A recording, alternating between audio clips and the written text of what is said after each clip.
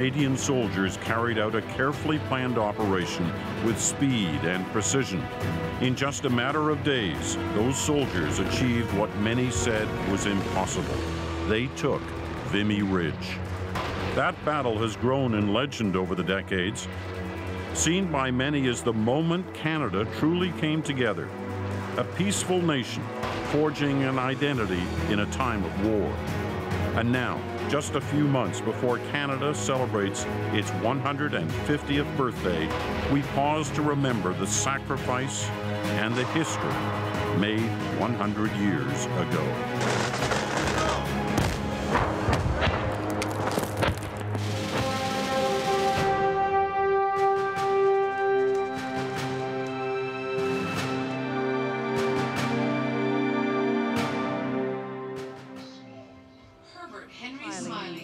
You're looking live at Vimy Ridge, the bowl underneath the monument. I'm David Common, sitting in ever so temporarily for Peter Mansbridge. You see the crowd there who have been there for a number of hours. People below the monument itself. That monument, of course, inscribed by more than 11,000 names of Canadians killed during the First World War, including right here at Vimy, whose graves have never been located, who have remained missing in action forever. We're having a couple of technical difficulties here this morning. As a result, Peter Mansbridge will be with you in just a moment. But we do want to tell you about all sorts of things that are happening. The 20,000 plus crowd that is here this morning, they have been streaming in for a number of hours here to northern France, to Vimy Ridge. You see them there. They have packed both sides of this monument. It's a warm day here in northern France, and we see people out with their umbrellas. William John Smith, William Smith, James Ernest Smith, Marshall Smith. There we are, in Vimy Ridge, in northern France, the Pas-de-Calais region. This, of course, 100 years ago today, April 9th, 1917, was a critical location. That memorial, built in the years after, in 1936, unveiled by the King, who came here to commemorate the Canadians who died on that day, to commemorate the Canadians who had succeeded where forces before them had not, where the British military had attempted to take this ridge and had been repelled back by the Germans. Where we are standing right now was the no man's land. And so at this point, a century ago, there were Canadians who were rushing across this land. Imagine back in that day when a barrage of artillery acting as a shield to protect those soldiers as they came up out of the mud and snow-filled trenches. It was a terrible day at that point. An enormous amount of weather that was going on, and they were crossing this field against machine gun fire, trying to keep protected. We have a number of reporters here with us today. CBC's Nala Ayed is just down below the monument. Nala, what do you see from where you're at? What's amazing, David, is just how transformed this place has been for this historic occasion. And gone is the usual sort of haunting quiet that's associated with this place. You know that. You've been here when it's not this busy. The presence of Canadians has been growing incrementally over the last few days. First, we saw the planners, some of the people from Veterans Affairs. Then slowly, the presence has been growing. We've been seeing RCMP officers marching in the morning on horses as well, and the distinctive uniforms of the Canadian forces. Even now, as the crowd builds, people who are wearing uniforms from the Toronto firefighters to the Sea Cadets, a very Canadian feeling in this crowd, obviously. And, you know, ever since France actually donated this land for the Canadian Remembers, Canadians have been shaping it. And what is happening today is exactly that. It will be historic, and for many who have come here, will be the day that will never be forgotten. Absolutely, now, and really striking that balance between commemorating the terrible thing that was achieved here against all those costs. And, you know, the Vimy battle, of course, as Tom Murphy, who's also out in the field for us, will tell you, lasted over the course of 3 days. And it was, in fact, soldiers from Nova Scotia who were among the last to take one of the trenches. Of course, our Tom Murphy from Nova Scotia. Tom, what does it look like where you're at there?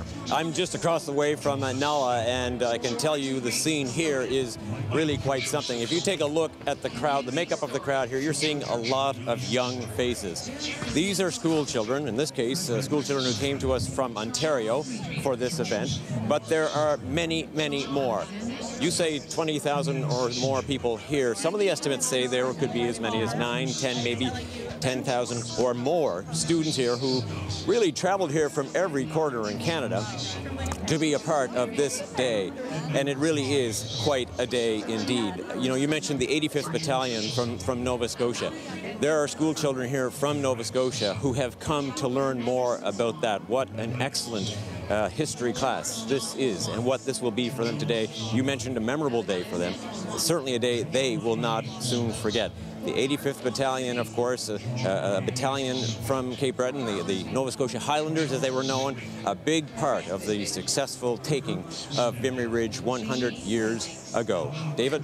Thanks very much, Tom. Of course, about 10,000 Canadian students are in the crowd around Tom and Nala. They're here with their school trips, and they've, over the course of the past few days and in their studies before coming here, learned about the battle. So we want to give you that opportunity, too, to talk about what was 4 very brutal days. Preparation and innovation made the victory at Vimy possible. The Germans had held the ridge for nearly 3 years and rained death upon French troops who had tried to capture it. So Canada devised a multi-level plan. In the air, planes flew over the front, photographing and gathering information on German positions. Underground, Canadian troops were protected from enemy shell fire. And when the battle began, the Germans were hit with a creeping barrage of artillery that would allow 20,000 Canadian soldiers to advance under its cover. The attack started on Easter Monday, April 9th, 5:30 in the morning, during a wicked winter storm. 4 divisions of Canadians went over the top. The German front line collapsed in just 30 minutes. An hour later, the German second line fell. A key objective, Hill 145, still eluded Canada, and the offensive teetered on defeat. But later that day, the 4th Division, in a renewed round of attacks, fighting uphill through the bodies of their fallen comrades, barbed wire, mangled terrain, and strong German resistance, secured Hill 145. Fierce combat raged for the next 2 days, and a last German stronghold, north of Vimy Ridge, known as the Pimple, gave way before a final Canadian assault in heavy snow on Thursday, the 12th. In 4 days, the Battle of Vimy Ridge was over, but Canada paid a heavy price. 10,602 casualties, among them 3,598 dead. Frederick Thornton. William Thorogood. Walter Thorpe. Stony Thorstenson. James Threshy. Percy Wallace Tice. Albert John Ticehurst. Matthew Tickner. Matthew Joseph Tierney. Percy Clayton Till. Henry Tilley. Clinton Tilton. Alfred Reginald Tinsley. Robert Wilfred Todd. John Henry Toll. Guy Tompkins. Philip Johnson Toms. John Torrance. Archibald Russell Tuff. Omer Tourangeau. Garrett Louis Toussaint. John Town. Max Mingay Townley. George Arthur Townsend. Joseph Richard Treffry. Floyd Treble. William Henry Tremblett. Russell William Tremere. Fenton James Trick. John Trodman. Joseph Trot. All right, and now we're back here live at Vimy Ridge. After getting a sense of the history of the story that happened here, you can hear from the monument they're reading all the names of those who died at Vimy Ridge. 3,600 Canadians, just under 3,600 Canadians who died, and who this monument remembers, as they do specifically just over 11,000 Canadians who lost their lives in the Second World War and have no known burial spot. William Arthur Turner. This amazing monument that was done by Walter Allward. He was the architect that Canada picked to do the monument. First decided in the 1920s, and then it was 1936 before it was opened. Today it is the backdrop for this ceremony marking the 100th anniversary of Vimy Ridge, the battle. Hendrikus van der Heyden. So first of all, a thanks to David Common, who filled in as we had a series of power failures just down below on the other side of the monument where the ceremony will take place. But really that's a small issue we've recovered, and we will be doing lots of programming over these next couple of hours, trying to explain the significance of what happened here that day. As you heard in the opening, the legend and the legacy of Vimy Ridge has been debated for 100 years, but it's still being discussed, which in some ways shows the significance of that moment in terms of Canadian history. So over these next few hours, we'll have lots of opportunities to have that discussion, plus watch the ceremony that will take place just beneath the monument. A lot of major dignitaries here, the Prime Minister, the Governor General, the President of France, Francois Hollande, and from Britain, the royal family, represented today by Prince Charles, Prince William, and Prince Harry, none of whom have ever been to Vimy Ridge. Vimy Ridge has seen attendance by the royal family in the past. In '36, when it was opened, it was King Edward VIII, the king who later abdicated, who officiated at the opening. The Queen and Prince Philip have been here. Prince Philip a couple of times. The Queen, who celebrates her 90th birthday later this month, is not here today. She did send out a special message today, remembering Canada and Canada's significant part in the victory here at Vimy Ridge. It's worth reminding everybody that there were other forces involved, but none to the extent Canadian forces were. The British and the French recognize, as they did today in their coverage, that this victory at Vimy Ridge in April of 1917 was thanks to Canadian forces. Now, I got an opportunity to bring in Tim Cook here with me. Tim is the author of the recently published Vimy book. And Tim, just for a moment, you know, as we said, we're going to have a couple of hours to talk about this, but it's often discussed and debated the significance of the Battle at Vimy Ridge. Yeah, thank you for having me. And it's an amazing day here, I think, with 25,000 Canadians. And it makes me wonder, what are we talking about today? We're certainly talking about more than a battle. The Battle of Vimy Ridge from the 9th to the 12th of April 1917 was a titanic affair. The 4 Canadian divisions fighting for the first time. Really, this was a major event. But the story here, of course, is more than just a battle. We are talking about an idea here about Vimy.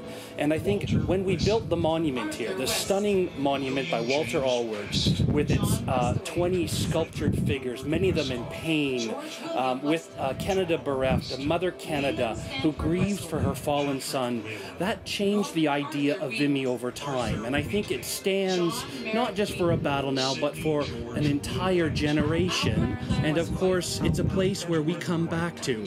We came as pilgrims in 1936, and we came back in '67, and we are coming back today. You know, the veterans of that war are all gone now, have been for a number of years. But their memories, through their diaries, and in fact through their voices, are still with us. We've dug deep into the CBC Radio archives to hear some of the words of the veterans of Vimy Ridge, how they remembered that battle, what it meant to them. Here's a listen.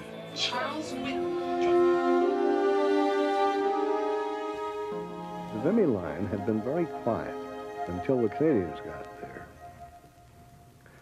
And then, as usual, we immediately started stirring up trouble. We took our position in this trench, and then we waited. Everything was quiet. There wasn't a sound, you know. We all had our watches, and we knew what time the bombardment was supposed to start, but when the 2 or 3 minutes from the time, it seemed a long time before it did happen then even, you know. From 1 o'clock until 5:30, thousands of men, quiet.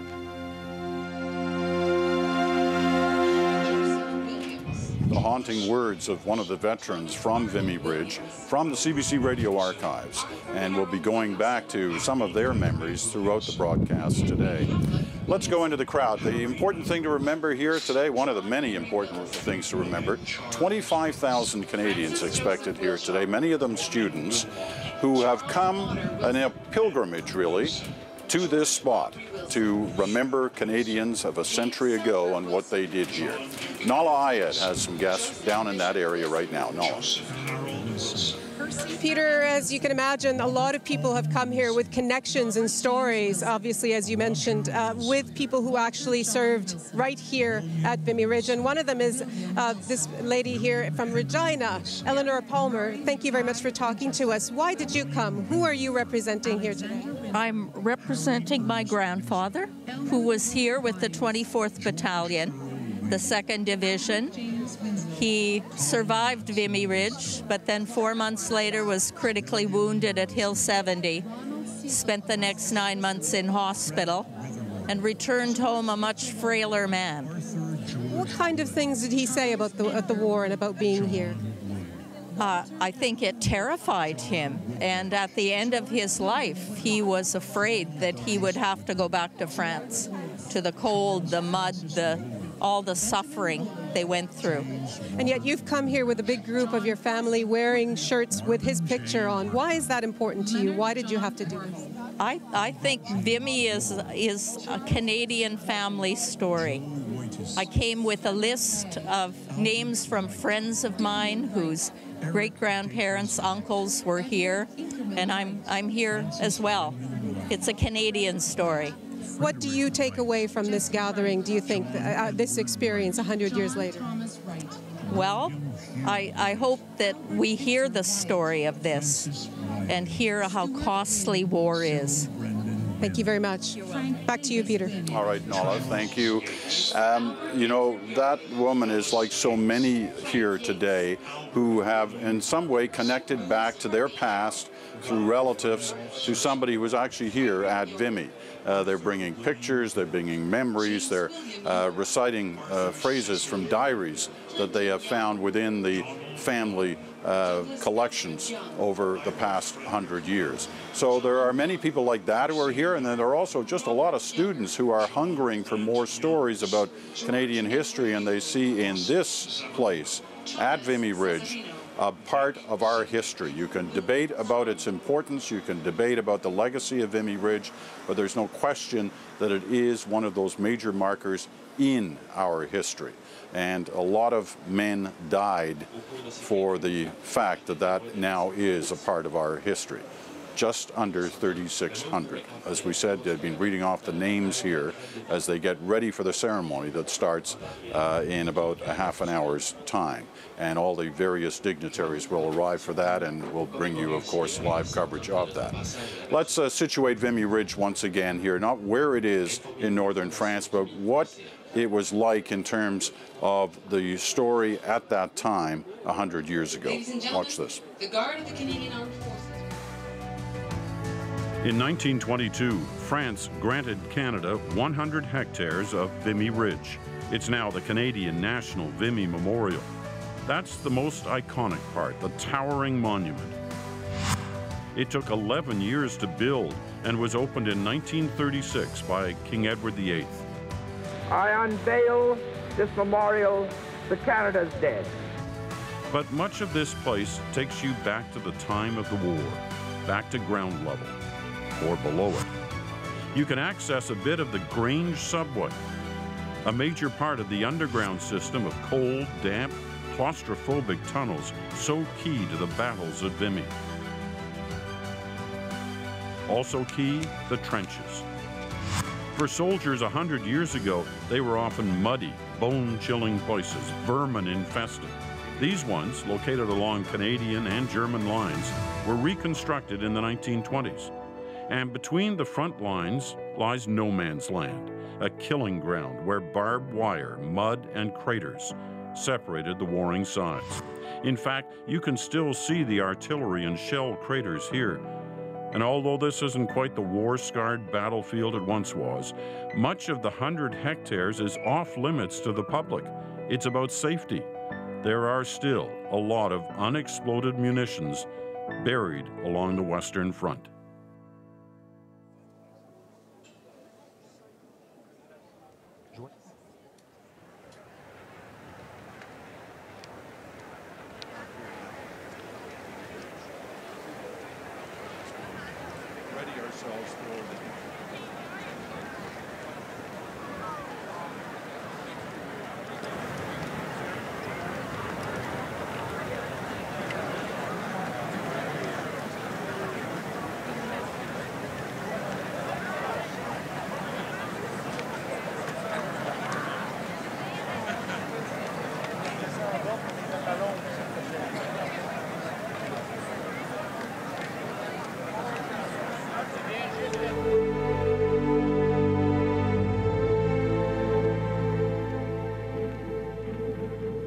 My brother, whom I lost at Vimy, was just a very few feet from me when I lost him, actually.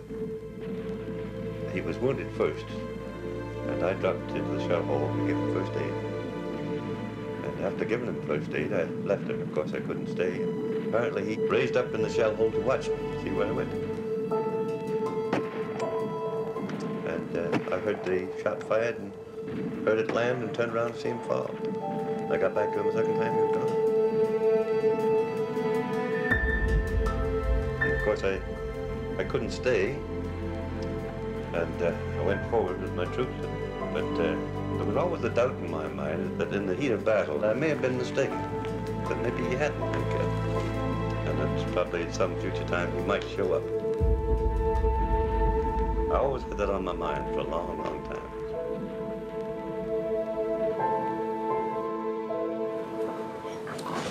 In their own words, once again, from the archives, the voices of a veteran of the Vimy Ridge battle, long gone, unfortunately. We have no veterans left of the First World War and the dwindling number from the Second World War.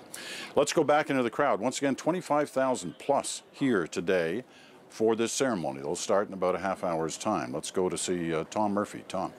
You know, Peter, a big crowd indeed, and I think for so many people here, they're trying to make a connection to Vimy Ridge, as you say, 100 years ago, and for some, multiple generations removed from the famous battle. A lot of these school children we saw earlier, this girl, Hannah Bird-Wiley, is with us from Ontario, I believe. What school? Bear Creek. Bear Creek, and what community? Barrie. Okay, so you're from Barrie. When you're here today and you're looking up the hill here at that monument, what are you thinking? What are you feeling? What kind of connection are you having? I'm just amazed at the fact that these men fought for us and everything, and it's just an honor to be here with them, representing them and showing them how much we care about them and are thankful for everything they did for us. Do you have any family history when it comes to this battle? I don't, but my family's from the United Kingdom, so they didn't fight at Vimy Ridge. So tell me a little bit about what you're feeling as you stand here and you understand the gravitude of what happened here. Can you tell me how you're feeling as a Canadian, as a young person? I'm honored to be a Canadian. It's been a bit of an emotional day walking through Vimy and seeing everything and just thinking about 100 years ago that it did not look anything like this, and it's just an honor being here. So tell me, would that be the sort of feeling that you think a lot of the people in your class are feeling? Because one of the questions we're trying to answer today is, what does Vimy mean to young people in our country? I think everyone coming from my school and probably around the country is just amazed at the opportunity to come here, and it's significant to everyone, whether you had family in it or not, because these men and women shaped the country and world we have today. What do you think your lasting memory of your trip here will be?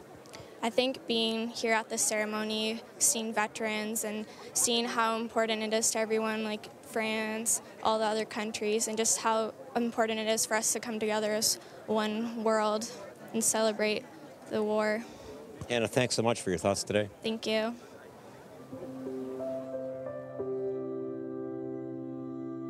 Hi, my name is Mason Sock and I'm from Eskasoni First Nation. It is important to remember Vimy because having this generation know about the war and the battles people fought, it is carrying on their legacy and making sure they're not forgotten. On April 9th, I'll not only be thinking about the 11,000 Canadians that fought at Vimy, I'll be thinking about the one particular Smogonist, Mi'kmaq soldier, Peter Maloney, because him going there and him being Mi'kmaq has brought me more of a greater understanding and has brought me more of a connection to Vimy because I am Mi'kmaq.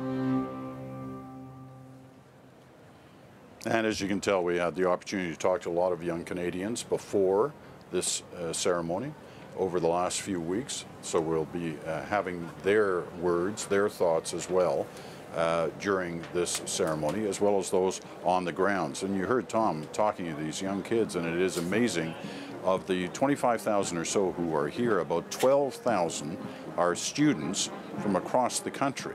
And if you're wondering how they get here, this wasn't some, program where they were given their airfare money, etc., by whether it was governments or by the schools.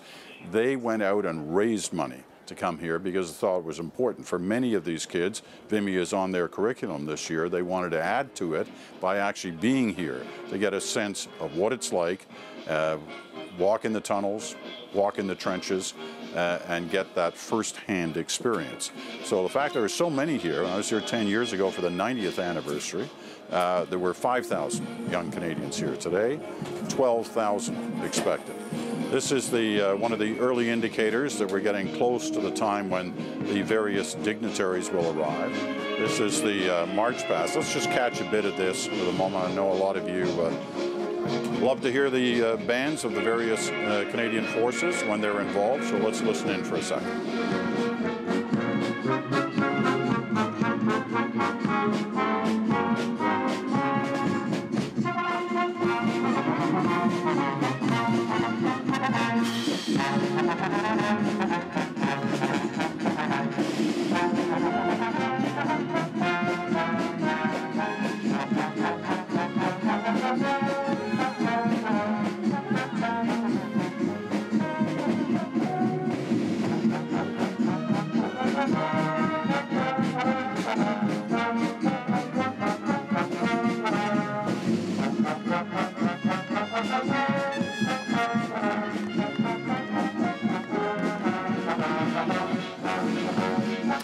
Well, you're going to see a lot more of the pomp and ceremony when the official program begins. As I said, that's at about a half an hour's time.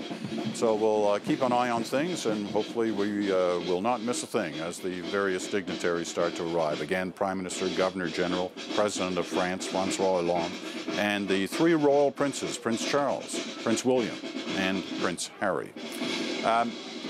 One of the ways to try and take your mind back to understand what it must have been like for those Canadians who were here. There were a total of 100,000 who were sent to Vimy Ridge. 15,000 fought on that first day. Of those 100,000, they had to get used to the fighting conditions, which were tunnels and trenches and mud and snow, as it was on that day 100 years ago.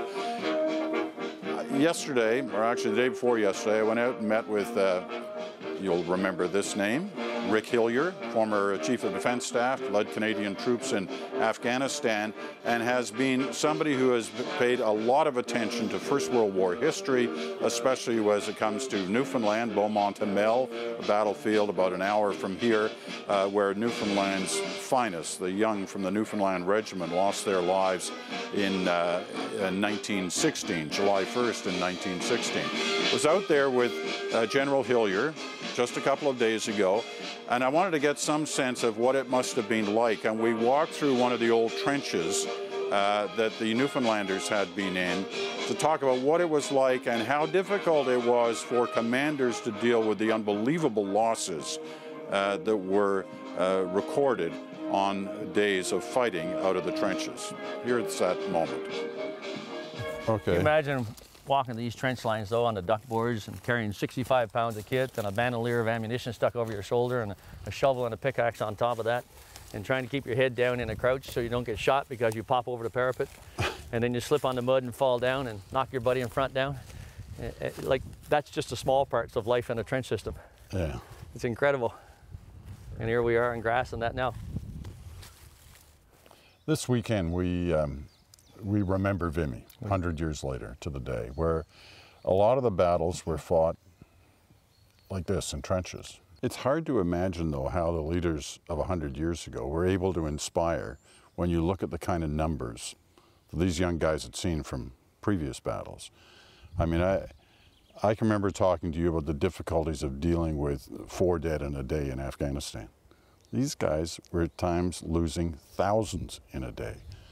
How, as a leader, can you even contemplate what that must have been like as a commanding officer? Well, you can, and we have examples of it that are recorded in history. And I think 1st Canadian Corps, not just the Battle of Vimy Ridge, but other battles are perfect examples of that, where Lieutenant General Sir Julian Byng inspired the almost 100,000 people who made up 1st Canadian Corps, supported by tens of thousands of more British soldiers. And presence, you know, as an example, is powerful. Being amongst the soldiers at the most dangerous parts of the line, knowing the conditions therefore that you're going to ask them to do a mission, setting them up for success long before they go into that fight so they're confident that everything possible has been done for them to make them successful, keep them alive, and let them live another day. Presence is powerful, showing them that you care, loving them, I think, is a key thing. And that sounds stupid when you say it at times, but love is a very real factor. You love those men, now men and women, who do these missions for us as leaders, and you therefore look after them so that they're going to be successful, have the best chance in the world of being successful and continuing to live. You inspire me. I have always felt that Canadian nationality was born on the top of Vimy Ridge. I believe that 100,000 men who went over there and took that ridge when we knew it had been tried before and hadn't been successful, I don't think there was anything could have stopped that 100,000 men. And we were proud of the fact. There was a feeling that we had mastered this job and that we were the finest troops on earth. This is where Canadian nationality first came together, when all of us were fused or welded, if you like, into a unity.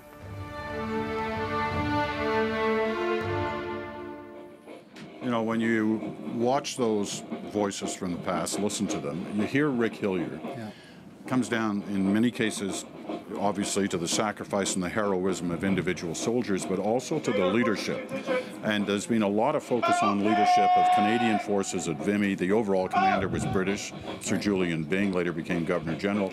But one of the lead Canadians, the one who became sort of the hero of Vimy, was Sir Arthur Currie. Yes. Give me a moment on Currie. Yeah. Well, Currie was probably our finest fighting general ever in our history.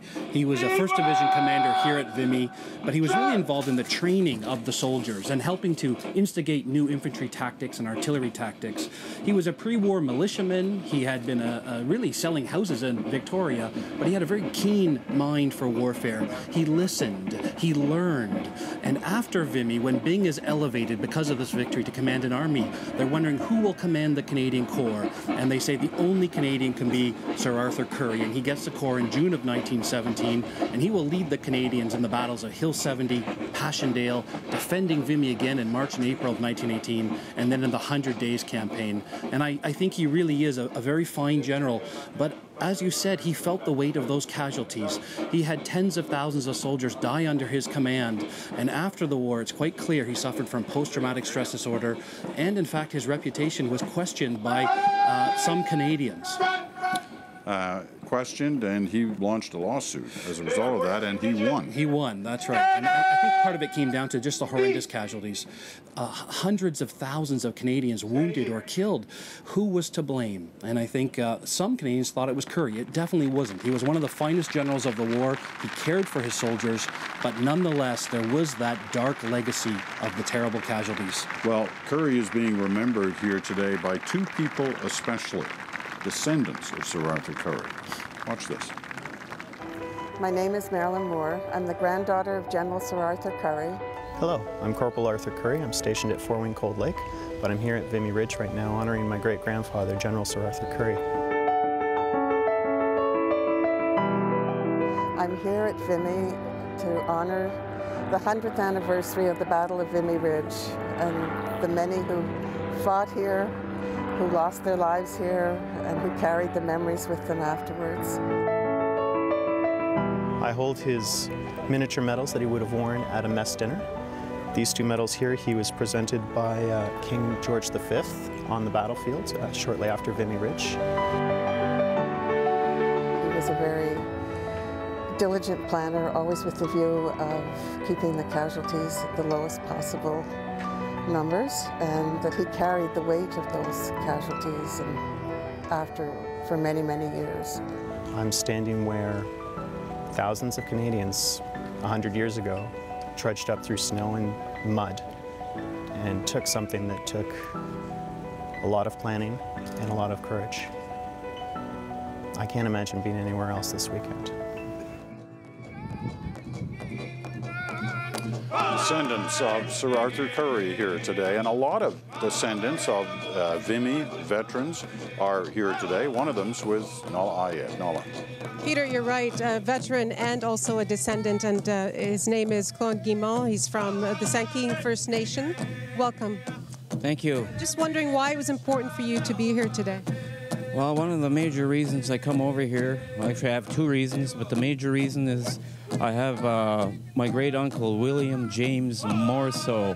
He's memorialized on the Vimy Memorial, and he saw a lot of action in the First World War from 1916 on, and he was killed October 1st, 1918 in an action called the Battle of Canal du Nord, and his body was never recovered, so that's why he's been memorialized on the Vimy Memorial. Why is it important for you as a veteran, you having served in a couple of places, Golan, Cyprus, just why is it important for you to be here and to remember him in particular? Well, the big thing, like the big reason, when I come here and visit and I see his name on the wall, and for me there's a sense of closure in our family. Like I represent our family, and it's closure for our family because I really feel that after all these years, because a blood relative has dropped by to pay homage to his memory and his service, that I really feel that his spirit can finally rest after all these years. You know? Last thing is you've brought some students with you here, 16 students. I wonder what you want them to take away from this experience. You're the principal at that school. Yes, we did bring 16 students over from our high school, and this entire trip for them has been really eye-opening. They've never been out of country, and for them to be over at a place like Vimy Ridge to finally grasp the whole notion and idea of what happened here and stuff, it's starting to sink in, and I really believe that it's broadened their horizons, and I really believe that world travel like this is great for students. You know, it opens their eyes to everything, especially with, you know, like the battles and all these things, and going to the war cemeteries, and, you know, it's so peaceful and it's so humbling when you're in a war cemetery. Yeah. Thank you very much. Really appreciate it. Thank you. Hi, my name is Emma Wallace and I'm from Sussex, New Brunswick. It matters that we don't forget about the Battle of Vimy Ridge because it was such an important part in our Canadian history, and it was really the battle in which we really became a country. On April 9th, I will be thinking of my great-great-great-uncle, John Harold Cook, and his service and dedication to our country. He survived the Battle of Vimy Ridge and later died on August 16th, 1917. We're at the same point in our lives as they were in their lives at this time 100 years ago. So the interesting thing that I think to think about is what would we have done if we were in their shoes? If I could say something to my great-great-great-uncle, I would just tell him how proud I am and how thankful I am that he went and gave the ultimate sacrifice for our country. What would we have done? Isn't that so true? How many of us think of that, have thought about that in our lives when we've seen these kind of situations unfold? Some we felt strongly about, strongly for, or strongly against, and you wonder if you were being caught in that moment. As a young person, what would you have done?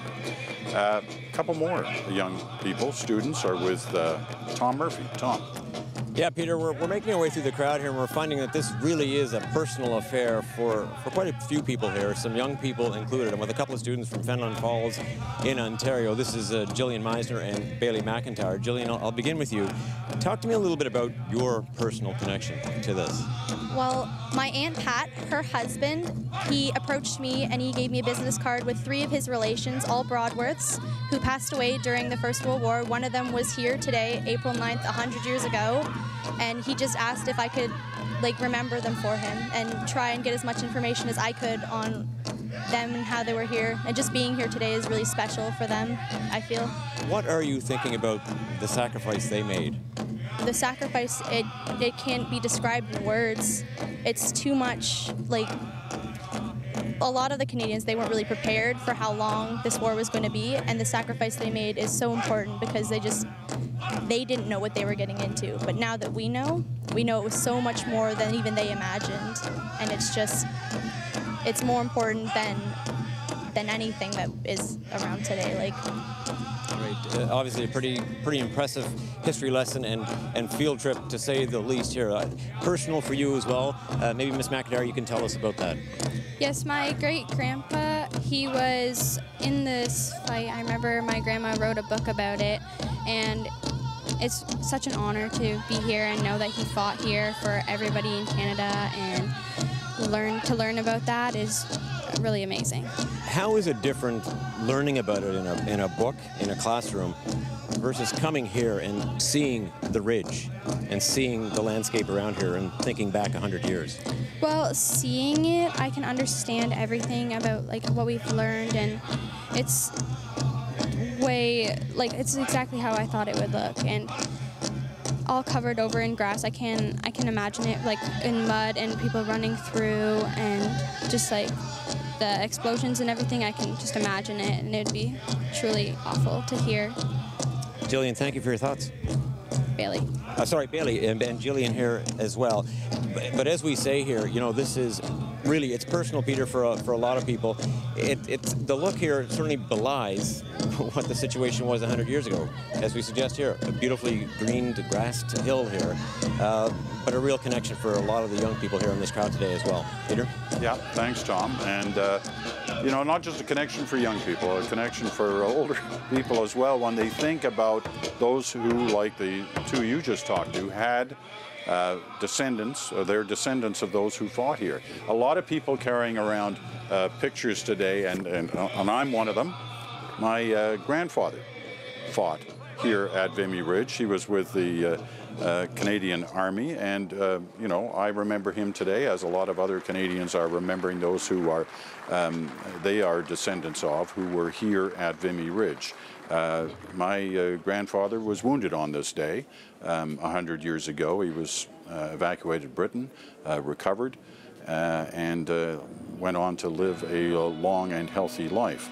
But this was my attempt to bring him back to Vimy through his picture, just as many of the others you see are doing that today. His one big lesson to my father was, whatever you do, if there's another war, and he told my father this in the 30s, don't join the army.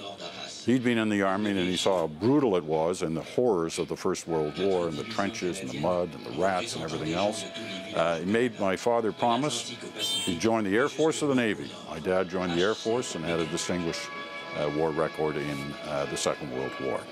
All right, the monument. Anybody who comes here to Vimy, you talk to them afterwards and you say, what do you remember most about that? They'll talk about going in the trenches, talk about the tunnels, talk about the memories that they have of this place.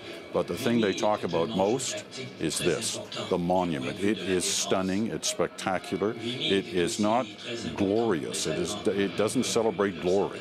It really makes you think about sacrifice and loss and mourning.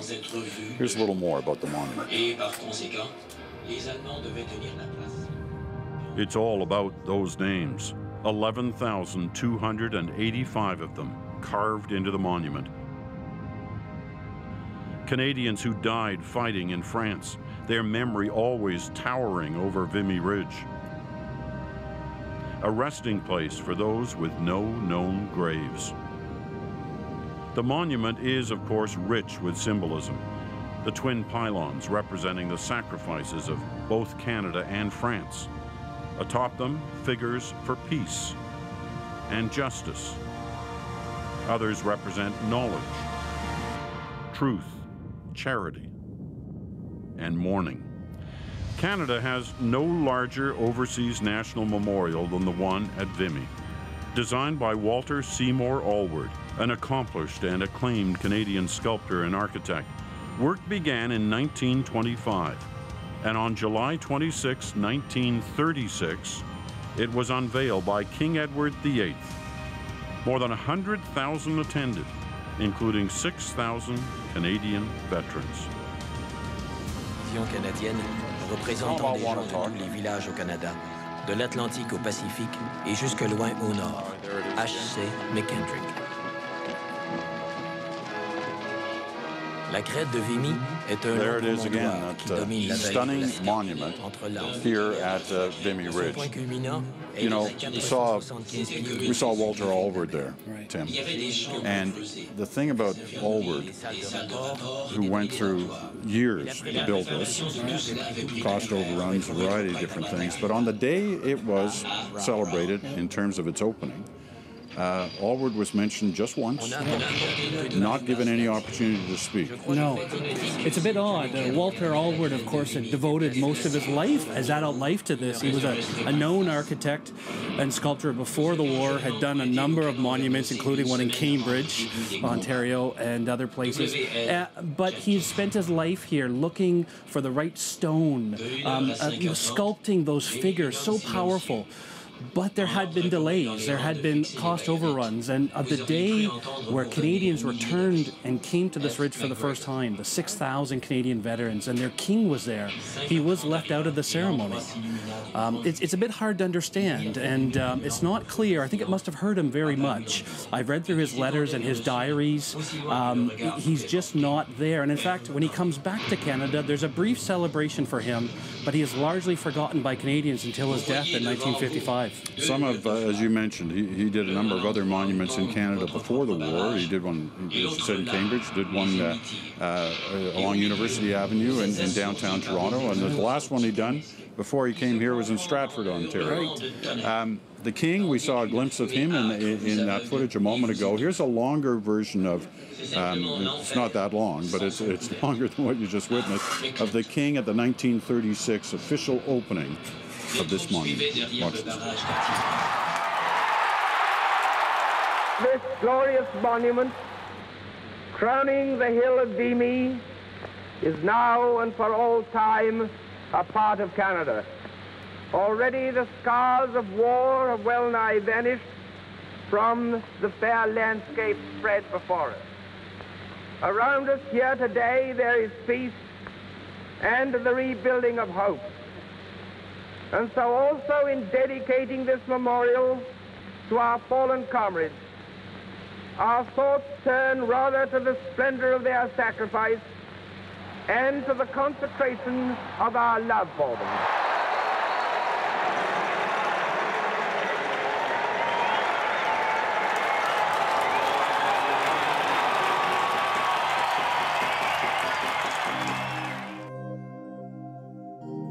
Hello, my name is Junha Kim, and I'm from Winnipeg, Manitoba. I'm currently a grade 12 student at St. John's Rayburn School. It is important for me to remember, especially because I am a permanent resident right now, and I'll be becoming a citizen soon when I'm 18. And I think it is a citizen's duty to know about Canadian history and actually understand it and know about all these events that happened, all the sacrifices that people gave for us and for us to have this freedom. So I think it's just really important for us to remember. I personally don't have any connections to Vimy Ridge, but I'll be thinking of all the sacrifices that have been made from Canadians that participated in World War, who sacrificed their life just for the sake of our independence and for their country's freedom. Let's go back into the crowd. Once again, 25,000 Canadians here for this ceremony, which will start in about 15 minutes' time, 20 minutes of time, when the arrival of the dignitaries. In the meantime, let's go down and see Nala again. Nala. Peter, 25,000 people and many, many stories, very touching ones. Some are here on behalf of themselves, but also on behalf of family. Here we have with us Brent Brooks and Christine Brooks. Thank you very much for talking to us. I just wonder, how did you plan to be here? You're here from Toronto. What was the plan to begin with? We've been planning this trip now for just about a year. My son's with the Air Cadets, and we thought we'd make a family trip and come over and make the 100th something to remember. There was someone who was supposed to be with you who isn't with you today. Yeah, so Christine's father, who's terminally ill, he's supposed to be here. Unfortunately, he couldn't. Christine, tell me about how you're keeping him in the loop of what you're doing. So my father has two uncles that fought in Vimy, and they died April 11th, 1917. And here in Vimy Ridge. Right here. And we actually were able to find their gravestones, and we FaceTimed with him and showed him. So that was a dream of his.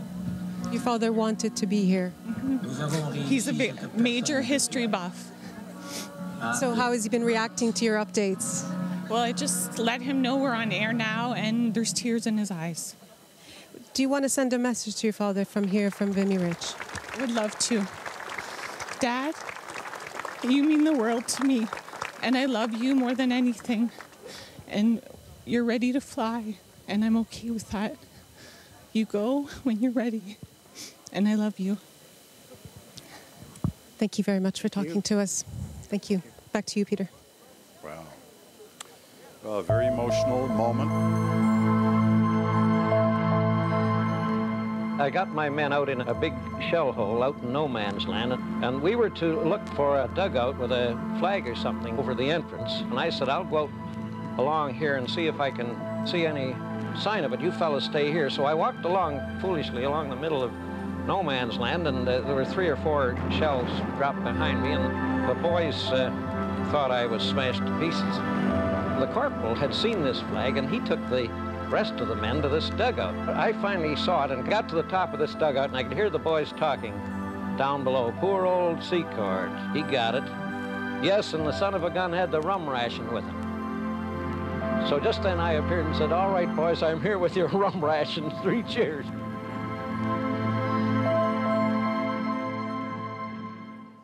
In their own words, the actual voice of one of the Vimy Ridge veterans. One thing we mentioned in the story about the monument is it's limestone from a special quarry in Croatia. It's interesting to know that when Walter Allward picked that quarry after going to many of them in different parts of Europe, trying to find what he felt was the right stone to carve for this location. The last time it had been used in any significant way, that quarry in Croatia, was with the Romans when they were building a special home for one of the Roman generals. So that's another little bit of the history of this day, as various people now around the monument getting ready for the ceremony which will take place. Gives me a moment to bring David Common back in, who you saw at the beginning of our broadcast. We had a bit of action, I guess, yeah. A hiccup. We had power failures. Actually affected quite a few of the various television networks who were covering this story down below the monument. But fortunately, David was here, and I've kind of taken over his booth, so I want to get him back in here to talk, because you've been here for a couple of days. You know this story, you've been here before.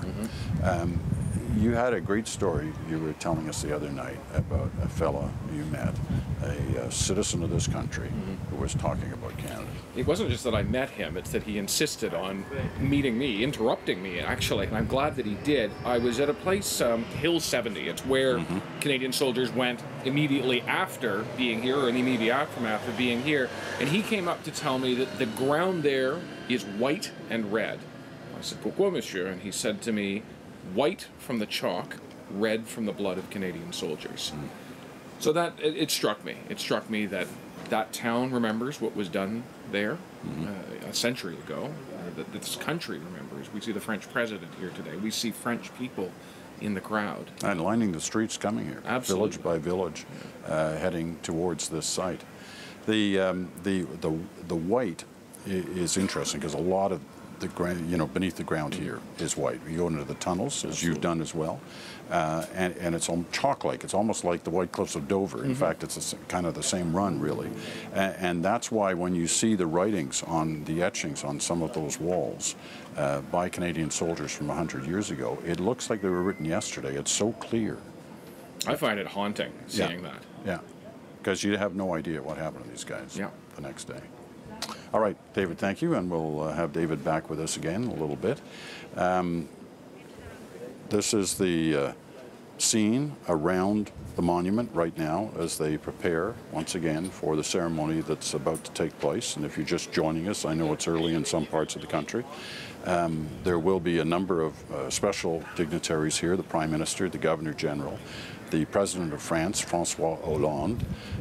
This country takes these ceremonies very special. And the 3 members of the royal family: Prince Charles, Prince William, and Prince Harry. Let's go back into the crowd. Tom Murphy. Tom. Peter, enjoyed the conversation there earlier. Really is one great big history lesson today, isn't it? A couple of young history buffs from Ontario. These are high school students. Maybe you introduce yourself. Hi, I'm Lou Michelle from Notre Dame Catholic High School in Welland, Ontario. And you are? Vanessa Sarvis from Notre Dame Catholic School. This is one heck of a field trip and a real history lesson for you, I know. Tell me what you better understand about Vimy Ridge now that you maybe didn't understand before. What I better understand about Vimy Ridge now is that I'm able to see the lengths, looking at the monument here, I'm able to see the lengths and the sacrifices that many of the soldiers and men and women that sacrificed made here, and the sacrifices that they made and all these things. And it just makes me better appreciate all these things that they did, and it just shows me how much of a blessing it is to live where I live in Canada. As a Canadian, when you look at that monument and you think about some of these stories from 100 years ago, how do you feel to be a Canadian? I find that I have much of a greater sense of pride to be a Canadian, because I can see how much effort these people have put into Canada, and how much that they cared about the freedom of Canada and all these other people, and it just makes me want to aspire to become greater and do greater things for my country. Yeah, nicely put. You know, we've been traveling through some of the small communities here in northern France over the last couple of days. Can't tell you how many Canadian flags I saw. What's your feeling of how Canadians are received here? It's 100 years after Vimy Ridge. I'm overwhelmed, and I have a great feelings towards my country and my flag, and I really feel proud to be a Canadian. Even when I come miles away from home, I'm still proud and feel welcomed here as a Canadian. Well, you really are a long way from home. I hope you enjoy your time here in northern France. All right, Peter. All right, Tom, thanks very much. Just some of the many guests who are here today who've come to Vimy Ridge to see a major part of Canadian history. All right, if you're watching on live streaming on CBCNews.ca, you're getting the opportunity to watch what we've done. We've created, and you can see it there now if you're watching on CBCNews.ca, a live blog, a sense of what it might have been like if today's technology existed 100 years ago, sort of an update on the battle, what was happening in time on this day 100 years ago. Obviously, they didn't have anything like that then, but this is something we've done very carefully. We've consulted with historians. Tim Cook has helped us on this. So this is an accurate reflection of what we think would have been a blog of its time back then. All right, what's going to happen? I keep telling you that there's a big ceremony coming up and get a sense of what's in it. Watch this. Even before the commemorative ceremony officially begins at 10 a.m. Eastern, the 3,598 Canadians who sacrificed everything at Vimy are being honored. Youth from Canada and France are laying symbolic boots of the fallen at the site. The last pair of boots will be placed during the main ceremony by the Duke of Cambridge and Prince Harry. Their father, the Prince of Wales, will speak a little later. At other times, you'll also hear from the Prime Minister, the Governor General, and the French President. The story of Vimy will be presented during the ceremony through dramatic performances, through music, and there will be time taken by youth and veterans to remember the sacrifice and pledge to never forget the cost. The main ceremony is set to run 2 hours. It will wrap up after the national anthems of the United Kingdom, Canada, and France. So that's a sense of what's going to happen. You see the crowds that have been built here over the last couple of hours. Talked to some students a little while ago who got here 4 hours ago to take their spot under very warm conditions today, 23, 24 degrees here at Vimy. And so there's been a lot of water drank over the last little while, quite properly, as the officials in this area have ensured that all of those have water. Now, for viewers in Ontario, we want to let you know you should, if you're not watching on CBC News Network now. You probably should if you want to continue watching the Vimy service, because in Ontario, just Ontario, a special Easter Seals telethon will start to take place on CBC Television, and therefore if you want to watch Vimy, you're going to have to go to CBC News Network. Whatever you're watching elsewhere in the country, no problem, just stick with it as we prepare for the special ceremony that is about to take place. So, stand by. And our coverage now continues in the locations that I had mentioned earlier on CBC Television, across the country except in Ontario, and CBC News Network. Everywhere, CBCNews.ca for live streaming of the program online. And of course, CBC Radio is just tuning in right now to the Vimy story, and will give you live coverage as well. So we are expecting any moment now the firing of the 21-gun salute, which will signal the impending arrival of both the Governor General and then the Prime Minister, then the visiting dignitaries, which include the President of France. It's hard to call the President of France a visiting dignitary in his own country. France donated the land here of Vimy Ridge to Canada almost 100 years ago, shortly after the First World War. And so the construction of the Vimy Monument could take place. But it's still France. And so when the President of France comes here, this is his country and this is his land, but the land is donated for the time to Canada. The royals will be here, as we've mentioned. Both the Queen and Prince Philip have been here 10 years ago at the 90th anniversary, the rededication of the Vimy Monument after it had been run down quite a bit through time, but had been fixed up at some considerable cost. They were here then, but the Queen, now approaching her 91st birthday, is not here today. Prince Charles, Prince William, and Prince Harry are here, and they will be arriving momentarily as well. But the first official arrivals, and we've seen some cars pulling up just in the last few minutes, are of the Governor General and the Prime Minister, who will be arriving. These boots, which you will see often throughout our coverage, and you're going, what are these boots? These are symbolic, whether it's called Boots of the Fallen. There are 3,600 pairs of boots around the monument that have been put there, some by the Canadian Forces members, others by students.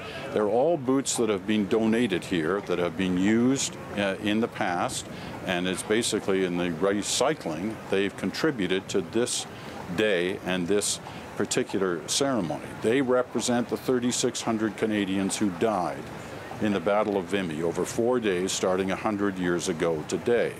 And they say at the end of this ceremony, those in attendance do have the option of taking a pair of those boots and taking them home to their communities across Canada to share this moment across the country. And we'll see how many are able to do that. President Hollande of France, we are told, has arrived. He's in his car, just waiting now for the others to arrive. There are 2 or 3 entrances to the Vimy area, and with this size of a crowd, these are narrow highways in the French countryside. It's been a bit of a traffic block here for the last few hours, and some of the motorcades may have been held up briefly.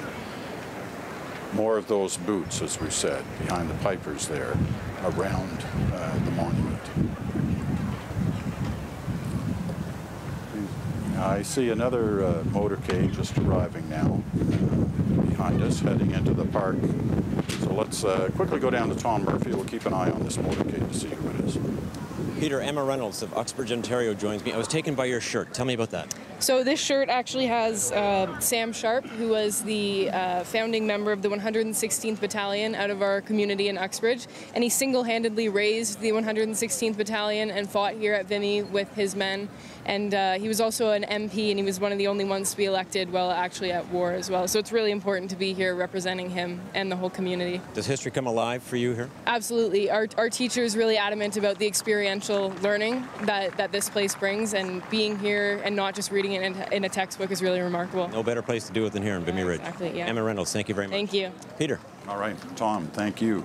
There's the scene once again on the big wide shot. Look at the size of these crowds. This is on the one main side of the Vimy Monument, where the ceremony will take place, and where and as we said just a moment ago, it's going to be a very varied ceremony. There's going to be music, there will be speeches, there will be solemn moments, and there may be some not so solemn. Well, here we have members of the royal family arriving. There's Prince William, of course, and his brother Prince Harry, taking their position, both having served in the British Armed Forces. Prince William was a pilot, 7 years, just recently announced his retirement. Prince Harry was in the British Army, served in Afghanistan, did 2 tours in Afghanistan. It's the Governor General and the Prime Minister in the background there. That's Governor General's wife, Mrs. Johnston, Sharon Johnston. And you saw Sophie Gregoire Trudeau, the Prime Minister's wife, in the background there with Justin Trudeau. The Governor General had decided for this occasion not to wear a uniform. He's the Commander-in-Chief, as you know, of Canadian Forces, but he chose not to wear uniforms, and neither are any members of the royal family, all of whom are entitled to it.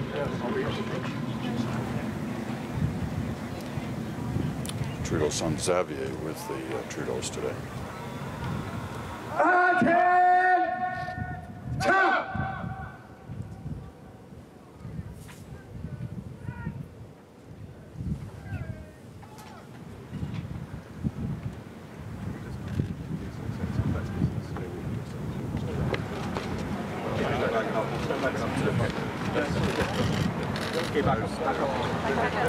It's President François Hollande of France in the foreground there, with the Governor General and Prince Charles.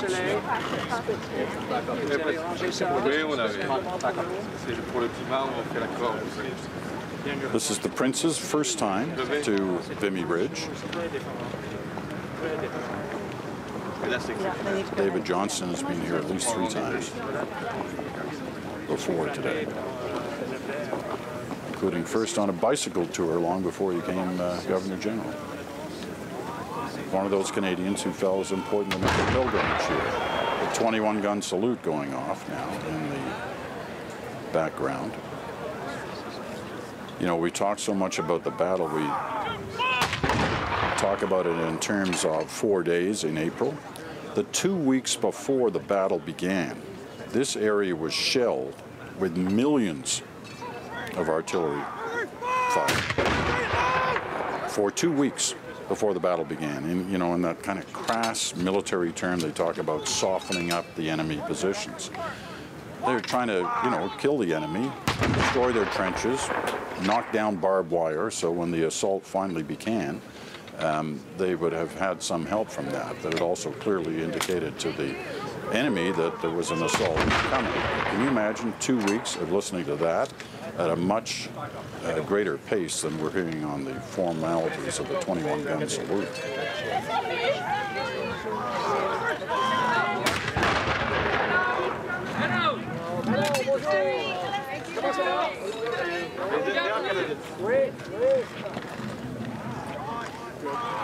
So the official party making its way.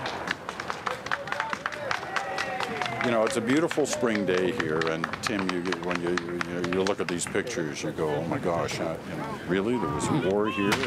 Everything looks so green and beautiful, and trees, and all the blossoming going on in the background. None of this existed. I think the sound of that artillery, for me, evokes those sounds of cacophony of destruction. The soldiers talked about it being the loudest thing they'd ever heard. They couldn't talk to one another. They had to use hand signals. The creeping artillery barrage that the infantry followed up that ridge laid waste to everything in front of it. And as you said, the millions of shells that had been fired in advance here, there wasn't a single living tree, a bit of grass on this ridge. It was a muddy, cratered wasteland. There were thousands of unburied corpses here. The soldiers talk about that, seeing the dead from the previous 2.5 years. I wonder what that would have been like for them, preparing to go over the top, realizing that they were fighting in an open graveyard. And I think that, you know, that's one of the constants we need to keep in mind over this next couple of hours. I mean, there will be a ceremony of remembrance here. There will be moments of deep mourning. There will be moments of probably much lighter than that. And like we're hearing right now, but at its heart, in this very area where this monument is, thousands of men lost their lives. First French, you know, 150,000 lost trying to take Vimy Ridge, and then the Canadians, you know, 11,000 casualties, 4,000 of them, almost 4,000 dead on these very grounds where people are sitting today. I think we have to remember that. You're exactly right. And for me, the past bleeds into the present here. We always have to be aware that we are on a site, really, of mass slaughter. It is a site that we earned through Canadian blood being shed here. I think there is justifiable pride here, and that's a part of the Vimy story. But there's also that deep mourning, which is also captured in the monument. Sure is. And you'll see there are 20 statues surrounding this monument, and through this next while during the ceremony, you're going to see many of these sculptures. They are extremely moving, especially Canada Bereft, the main one, kind of at the center, at the back of the monument.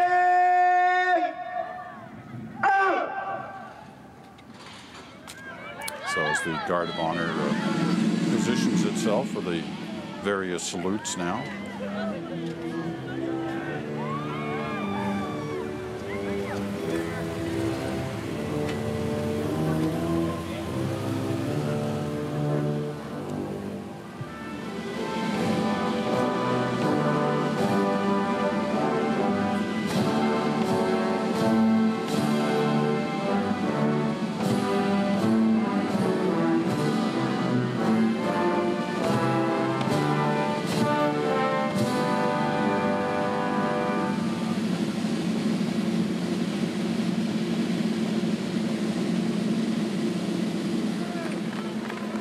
Very unusual to hear the anthems with the main participants moving, not standing.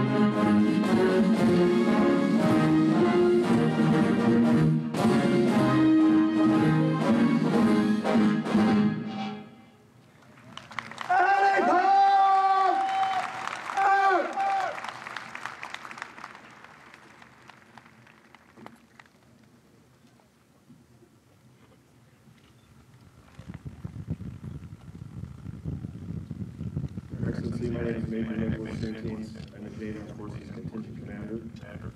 We have 117 on duty. Would you take it on? Let's go,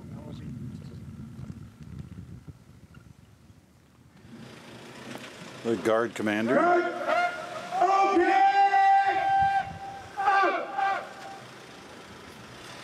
Inviting the Governor General, the President of France, and Prince Charles to inspect the Guard of Honor.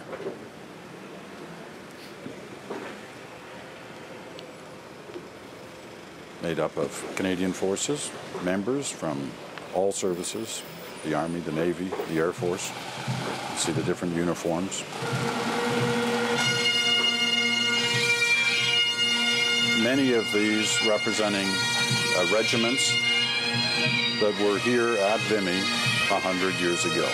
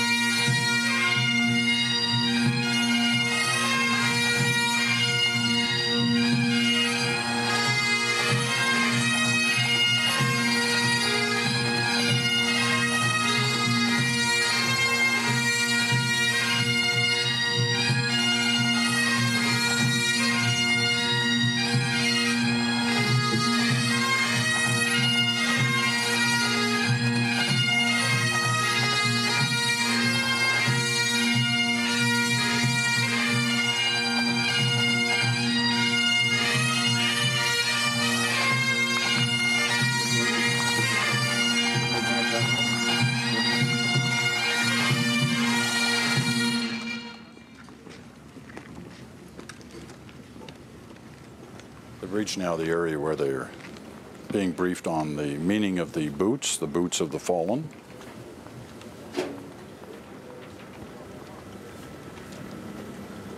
Prince Harry, William, and Prime Minister Trudeau.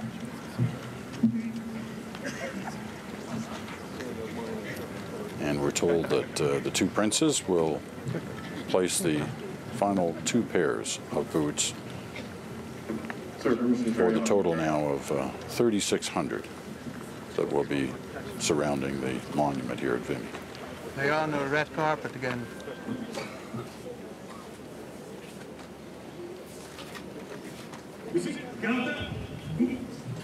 Allowing the photographers to get in position.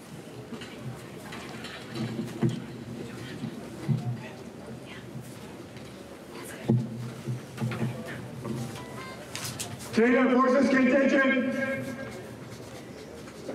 Close order.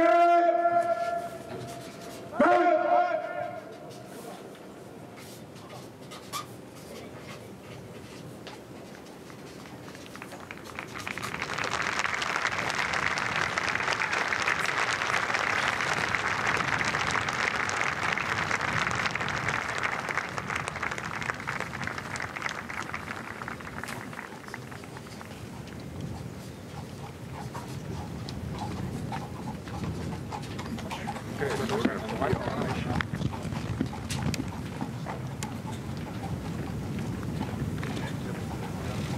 Canadian Forces contingent.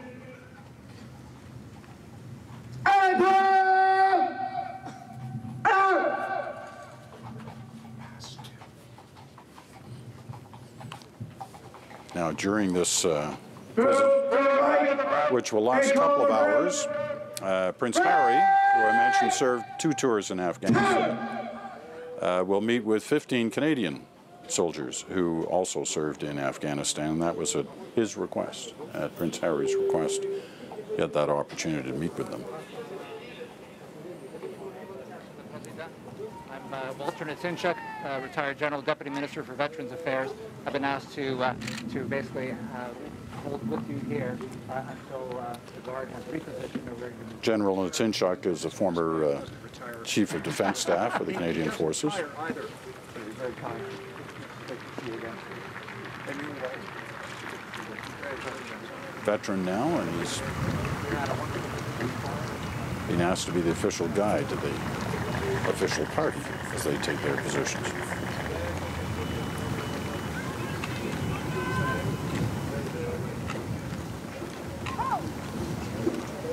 Canadian Forces contingent, by the left, crack, back!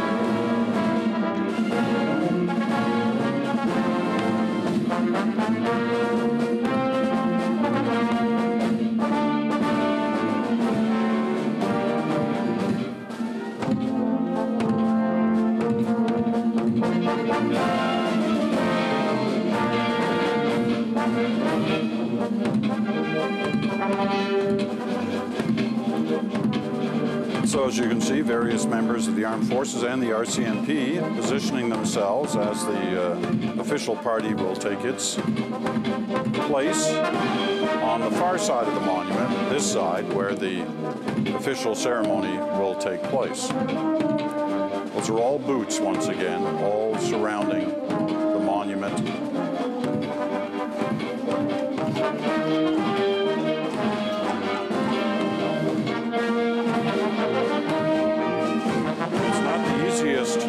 Of land to walk across. In many areas here, the shell craters still exist. In fact, you're restricted from even walking near them simply because they're fearful that there are still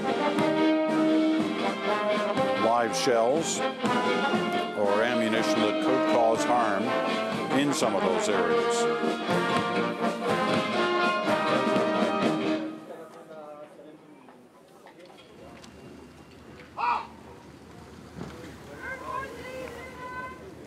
Now, at a certain point here, quite soon, we'll be handing over the reins, basically, of explaining to you what's going on.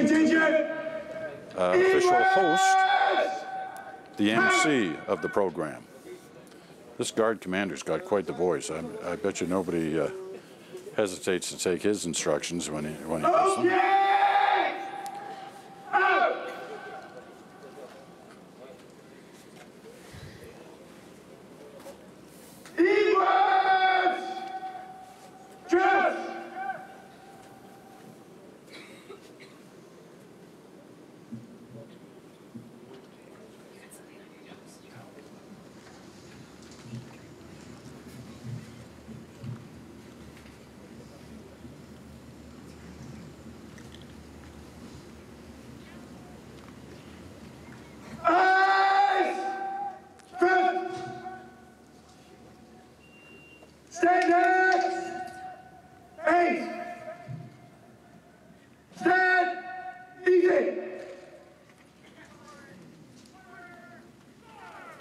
Stand easy.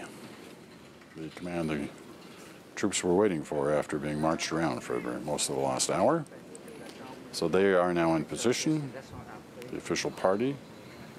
Ladies and gentlemen, please rise and welcome our honored guests. Mesdames et messieurs, veuillez vous lever pour accueillir nos distingués invités. His Excellency, the Right Honorable David Johnston, Governor General of Canada and Commander-in-Chief of Canada.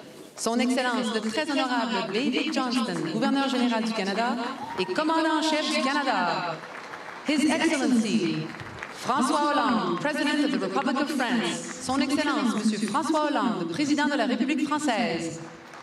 On behalf of Her Majesty the Queen, His Royal Highness the Prince of Wales, au nom de Sa Majesté la Reine, Son Altesse Royale, le Prince de Galles. The Right Honourable Justin Trudeau, Prime Minister of Canada, le Très Honorable Justin Trudeau, Premier Ministre du Canada.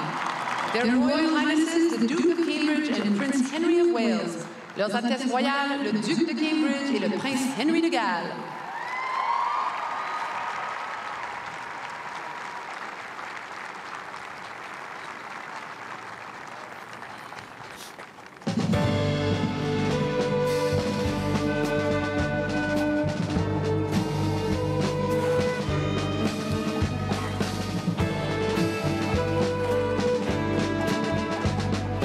Just a heads up, in the next few minutes, you're going to be seeing a fly past of 4 replica World War I planes. They've been practicing overhead for the last couple of days, and it really is quite spectacular. These planes have been made to replicate the 4 of the 5 are Newport 11s. The other one is a SE-5. They're single-seater aircraft, which the originals were used during the First World War as the kind of thing you hear. That's the Minister of Veterans Affairs, Kent Hare, who's shaking hands now with the President of France and Governor General. Mr. Jean-Marc Todeschini, Secretary of State responsible for Veterans Affairs and Remembrance. Mesdames et messieurs, nos invités sont accueillis par l'honorable Kent Hare, ministre des Anciens Combattants et ministre associé de la Défense nationale, ainsi que M. Jean-Marc Todeschini, secrétaire d'État chargé des Anciens Combattants de la Mémoire. As I was saying, these aircraft, they're replica aircraft, but they're very similar to what was used then. They're going to be flying about 500 feet over the monument in a way to show what exactly it was like in 1936 at the official opening of the monument, when 9 aircraft of a similar nature flew on a fly past. They're going to take the exact same route and kind of circle the monument. 500 feet, they're very slow. They're about 75 miles an hour at top speed. They're very light. One person can lift one of these aircraft up. But saying all that, Tim, it's important to remember these aircraft like that performed special duties during that campaign, the Vimy campaign. That they did. There was a fierce air war over Vimy. Of course, we think of the land battle, but the Germans and the French and the British and Canadian flyers, they fought viciously in the air as well for command of the air and to take photographs of the front, because that would help the forces who were mired in the mud. Of course, Billy Bishop flew over Vimy, shot down a number of German planes, and his counterpart, his opposite, the Red Baron, Richthofen, fought here as well, and he shot down almost 30 Allied fighters. So just as the battles were going on the ground, the artillery was firing, there were dogfights in the skies as well. Aviation played a large part in the success of the victory here at Vimy Ridge 100 years ago. Please draw your attention upward as we welcome Vimy Flight from Canada as they fly 5 replica First World War crafts past the Canadian National Vimy Memorial. L'aviation a joué un rôle important dans la victoire ici. Yeah, just in case you're confused, that was 1936. This was one of the fly pasts at that time. But the replica aircraft are very close to the spot here now. They'll be coming into view in just a moment. On one of their practice runs, they give us video of what the monument looked like from their vantage point this week. And we'll show you that after they fly past. I can hear them coming, so let's see. Wow.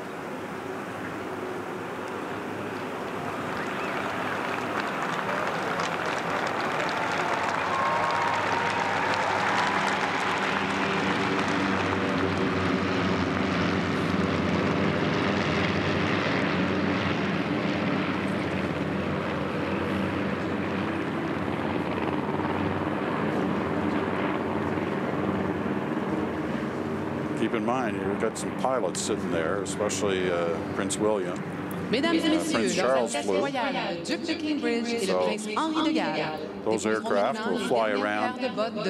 Let's show that video, a few seconds of it that they shot for us, looking down from the aircraft of what this moment was like as they would come by the Vimy Monument. This was just a couple of days ago on a practice run. Place the last pair of boots before the tomb. These boots are replicas of First World War anchors. Look how small that is. It looks like, you know, he's in a dinky toy. Their Royal Highnesses will now... There it is. Okay. We talked about how the two princes would place the final two pairs of boots. And here they do.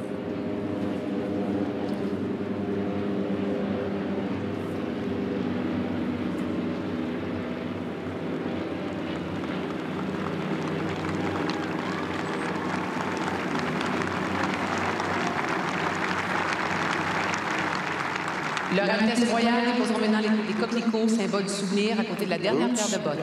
Les coquelicots, faits à la main, sont l'œuvre du céramiste français Bernard moment of remembrance from the two princes.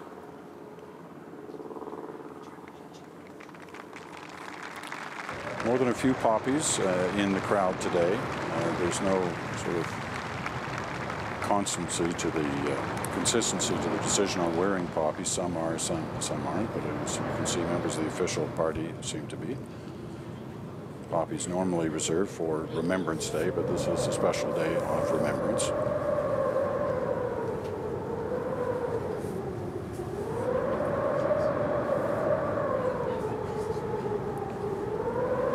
So at this point, the official program really begins in terms of the ceremony of singing, artistry, dance. Will all take place here on the stage. And we'll let it run without commentary unless we feel there's a need to. Certain acts will be explained at the bottom of your screen.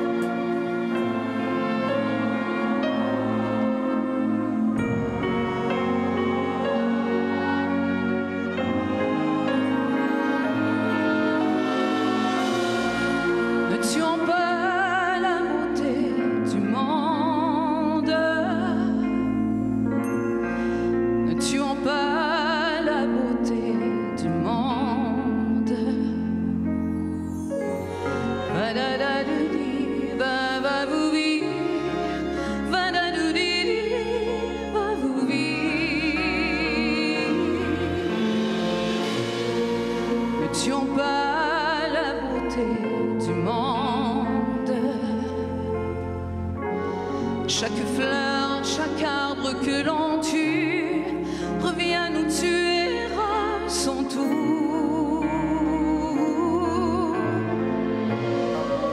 Ne tuons pas la beauté du monde. Ne tuons pas le chant des oiseaux. Ne tuons pas le bleu du jour.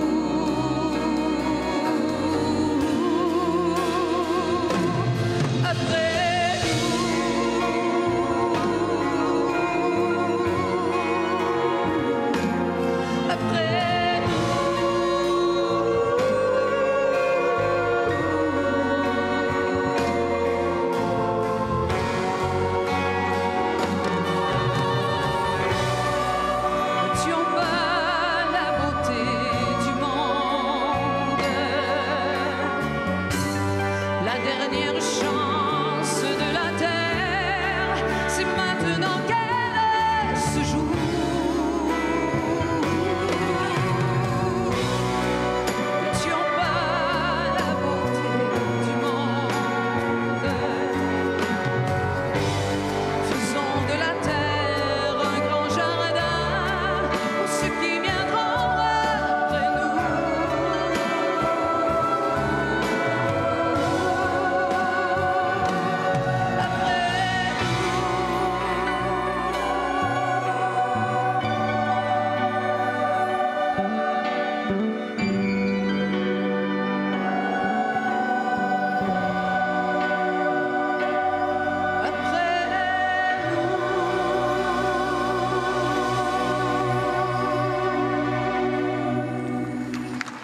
effectief kort en duidelijk zitten? Ja.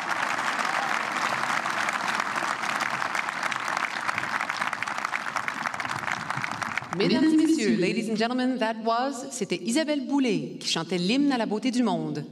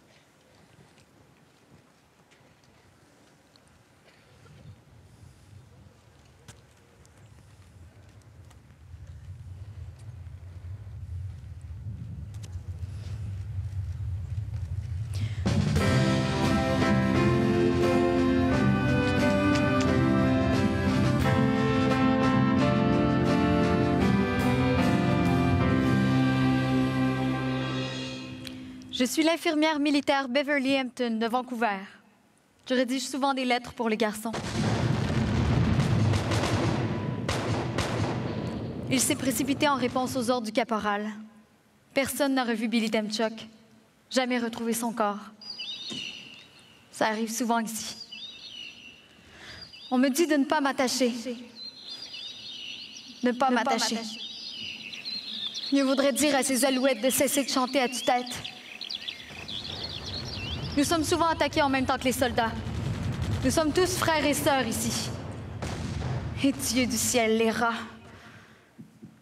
À Vancouver, une souris et je serais debout sur une chaise à hurler. Remarquez, je n'étais encore qu'une fillette. Ici, les rats s'engraissent à même la chair des soldats tombés. J'ai commencé ma propre guerre. J'en ai eu 6 ce matin avec le plat d'une pelle ronde. Mes garçons. Mes pauvres garçons. Mon cœur se fend quand je coupe leurs vêtements sales, souillés de sang.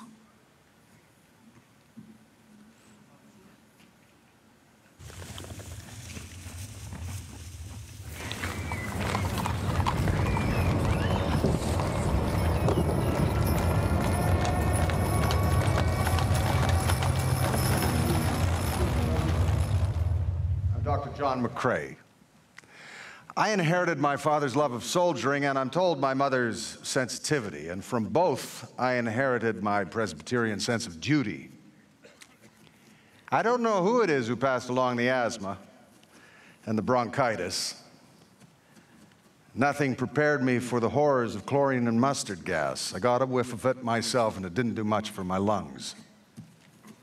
The pain is horrendous, as though razors slash your lungs.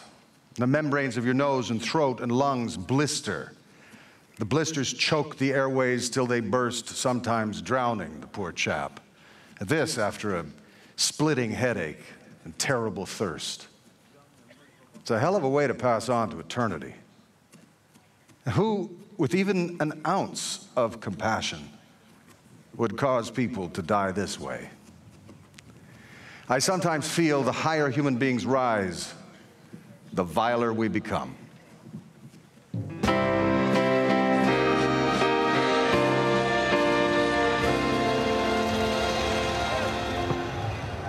Je m'appelle Georges Phileas Vanier. Je suis originaire de Montréal et je suis un fier Canadien. Nous arrivons tout juste de l'Angleterre et sommes impatients de nous attacher à la... Impatient. Les hommes étaient très mal à l'aise dans la... The men were very uncomfortable. Sans siège ni lumière, mais... Without a seat or light, but they didn't complain. On the contrary, they were singing "O Canada" and La Marseillaise. Habitants Many people in the French countryside don't even know that there are French Canadians. We opened their eyes and their hearts. The villagers came out to welcome us. They kissed us, they hugged us, and they wished us success. The French are remarkable. Their courage, their determination, it prompts us to admire them. And every man and woman I met, I wanted to convey our greetings from Canada. The most valiant nation, the most courageous nation in the world.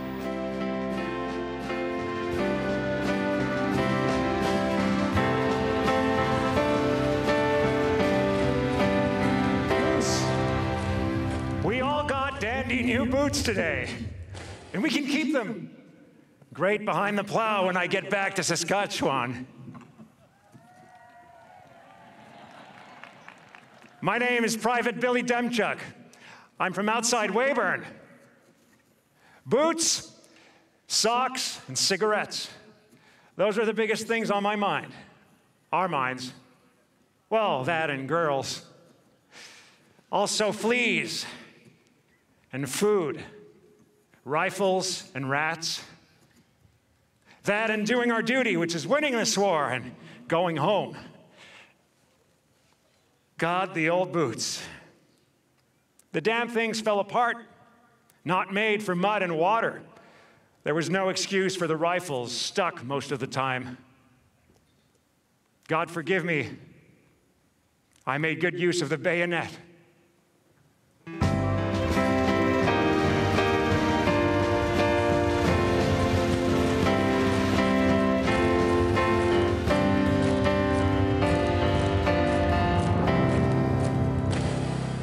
Ladies and gentlemen, mesdames et messieurs, please welcome His Excellency, the Right Honorable David L. Johnston, Governor General of Canada.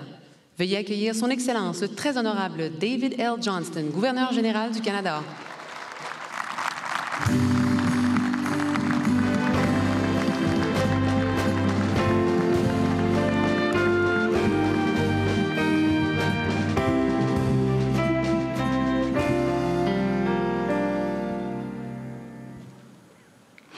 Il y a 100 ans, 100 years ago, as dawn was breaking over Vimy Ridge,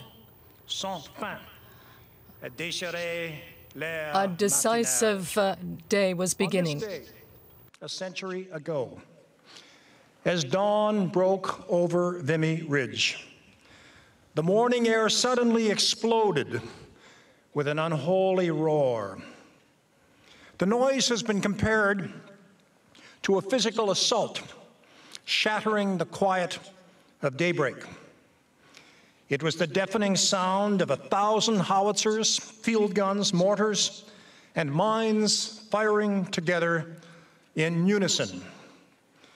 Le bruit assourdissant entendu ce matin. The deafening sound heard that spring morning was the sound of 15,000 Canadians coming through the trenches and the tunnels and dugouts to begin their attack. It was the sound of 15,000 Canadians surging into battle.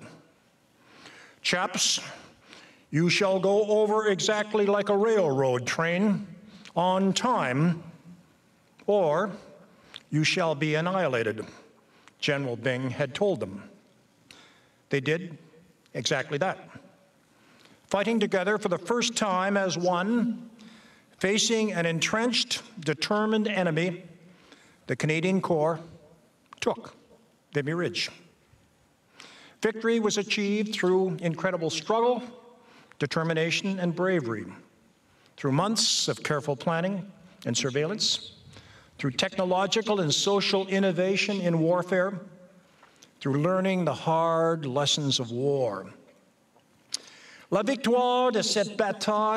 victory of this battle was the result of the confidence among each of the members of the Canadian Corps And despite the advances and the lessons learned from the beginning of the war, we're able to have this victory, although it took a very heavy toll.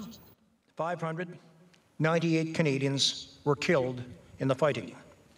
7,000 were wounded. Today, 100 years later, we honor their eternal sacrifice. We mourn their loss, and we remember them. We remember their loved ones back home, bereft in the absence of sons, grandsons, husbands, fathers, friends. And we mourn the generation of Canadians unborn because of their loss. Les pylons jumeaux. The twin pylons of the Vimy Memorial behind me symbolize the lasting friendship between Canada and France. The hundreds of thousands of Canadians who contributed to France's liberation in this war. The arrows of the monument also represent peace and freedom, and they are a symbol of hope and justice. Behind me, extending high into the sky above, behold the towering twin pylons of the Vimy Monument. See how they soar so boldly. Those spires stand for peace and for freedom. They stand for justice and hope. And they remind us that one cannot exist without the other. Without freedom, there can be no peace, because freedom without peace is agony, and peace without freedom is slavery. Nor can justice and hope be separated. Justice is owed to every human being, and hope is the oxygen of the human spirit. Des deux côtés de l'Atlantique, on both sides of the Atlantic, people are coming together on this 100th anniversary to remember those who fought valiantly at Vimy. It is a time to reflect on the service they provided and the sacrifices they made. There are no remaining veterans of the First World War. That means it's up to us to remember what happened and to honor their memory. Today, 100 years after the Vimy Ridge battle, let us remember those who perished. And work together for justice, for hope, for freedom, and for peace, lest we forget.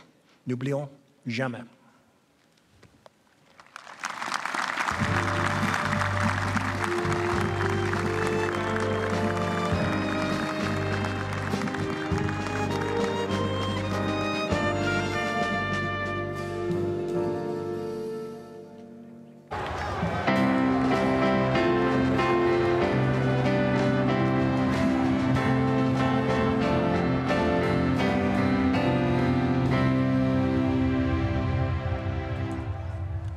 The best part, dearest Sadie, it's dangerous. Any minute a sniper may take a shot or a shell might drop. But really, I do like it. Everyone here is so cheerful and bright, it seems almost impossible that I'm so near the greatest and most awful war the world has ever known. I've had your picture framed, the dashing one with the cap. You're looking straight at me now, with a rather lonely expression. Though the more I look, the more cheerful you become. Sweetheart, I wonder if I shall ever see your dear, dear face again. If I'll ever hold you very close and kiss you. Will we win the peace? Will we come home in shame or wreathed in glory and honor? Harry, please, write and ask me for something. Are you out of socks? I know you told me you had plenty, but by this time you would have worn them out. Darling, please tell me. I haven't heard from you in weeks.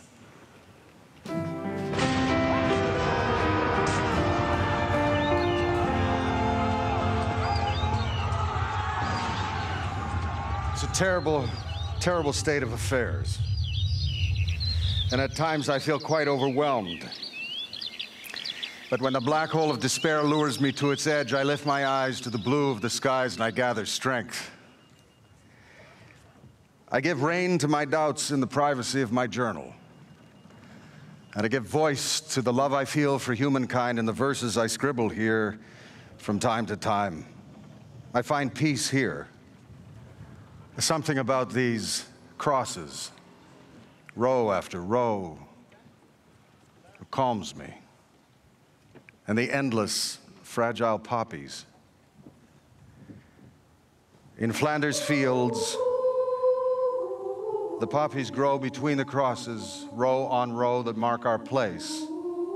And in the sky, the larks, still bravely singing, fly, scarce heard amid the guns below.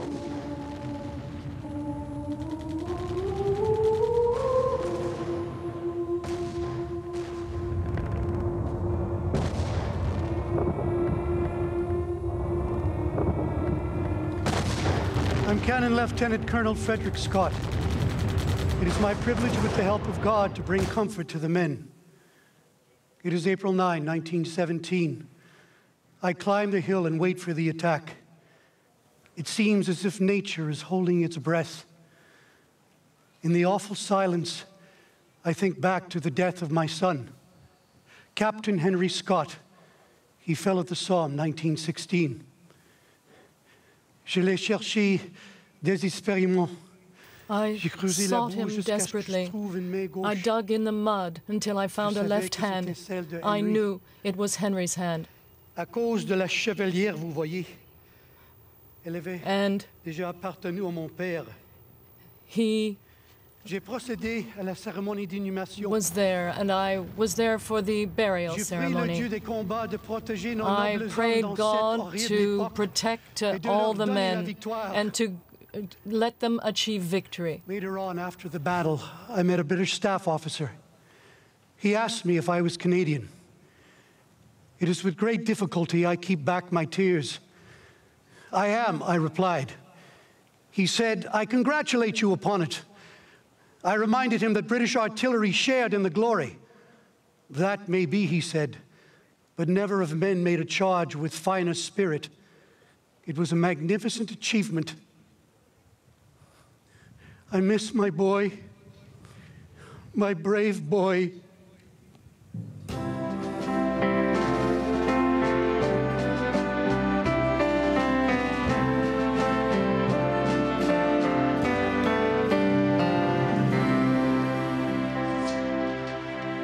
Ladies and gentlemen, accompanied by Caroline Lavelle on cello, Hugh Marsh on violin, and Brian Hughes on guitar, please welcome with her song of remembrance, Dante's Prayer, Lorena McKennett.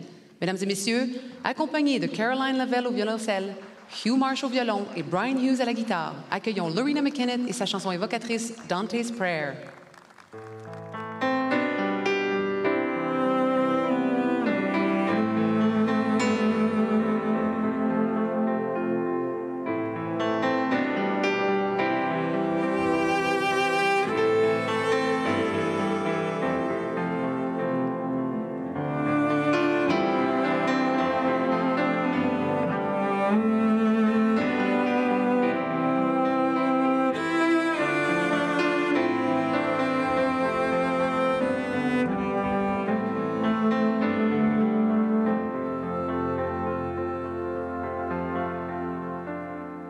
When the dark fell before me, and all the paths were overgrown, when the priests of pride say there is no other way, I chill the sorrows of stone. I did not believe because I could not see. There came to me in the night, when the dawn seemed far lost, you showed me your love in the light of the stars. Cast your eyes on the ocean, cast your soul to the sea. When the dark night seems endless, please remember me.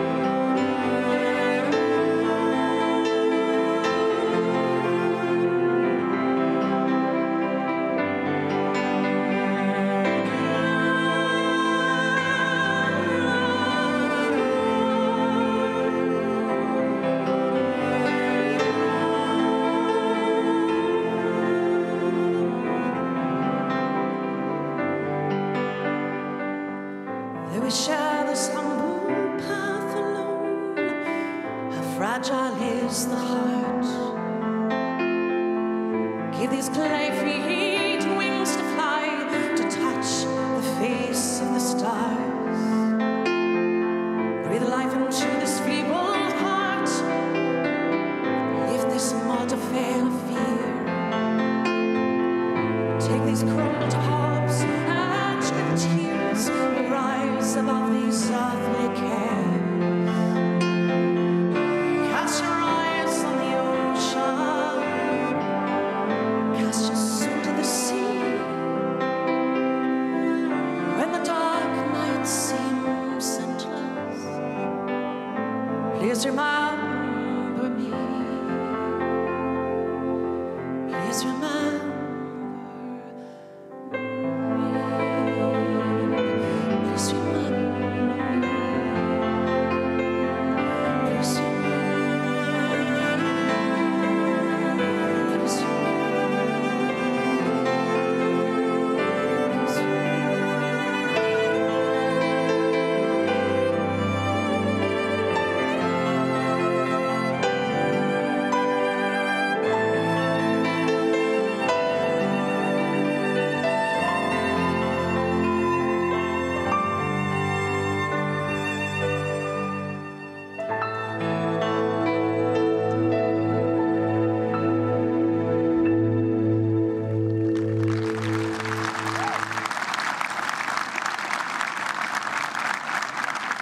And now, the commitment to remember will be recited by Taylor Greening, Émile Couturier, and Toby Kingagolik.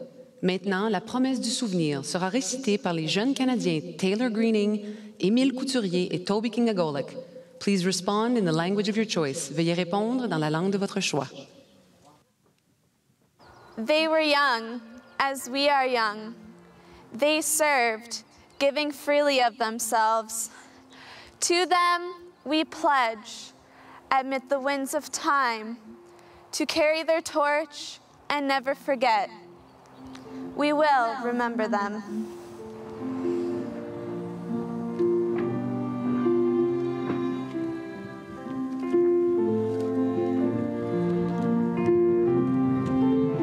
Ils étaient jeunes, jeunes comme nous.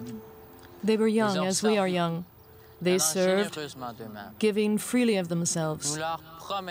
To them, we pledge, amid the winds of time, to carry their torch and never forget. We will remember them.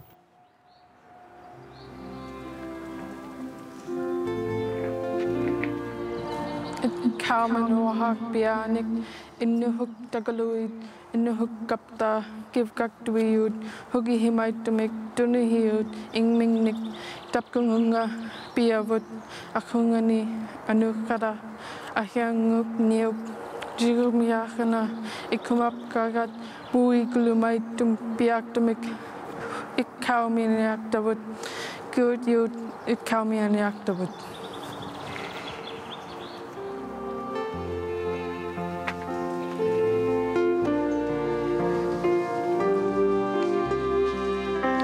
Mesdames et messieurs, ladies and gentlemen, le très honorable Justin Trudeau, Premier ministre du Canada, the Right Honourable Justin Trudeau, Prime Minister of Canada.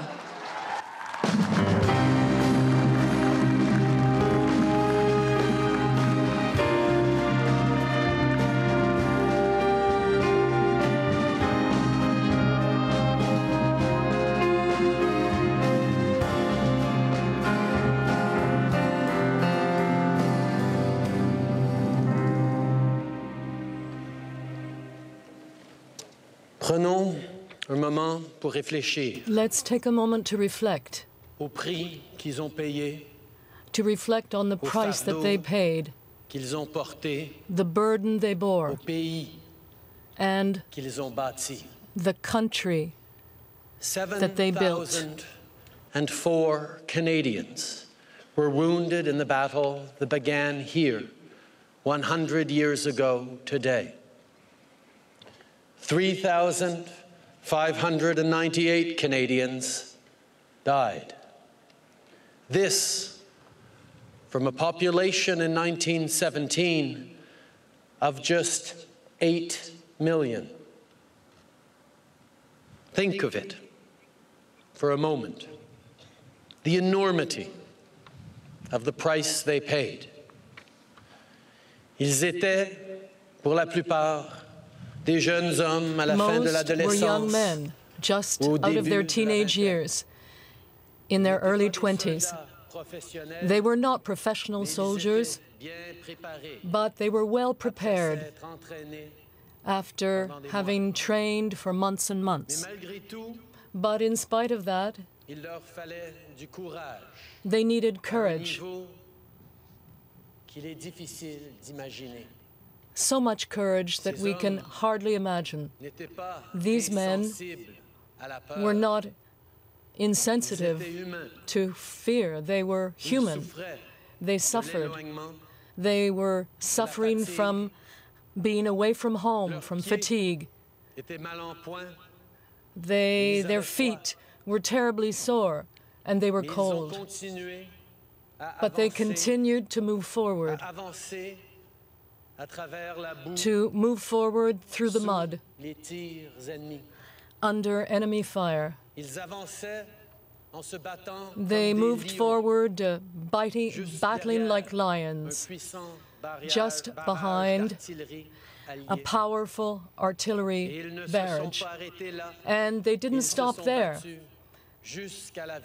They fought until they achieved victory.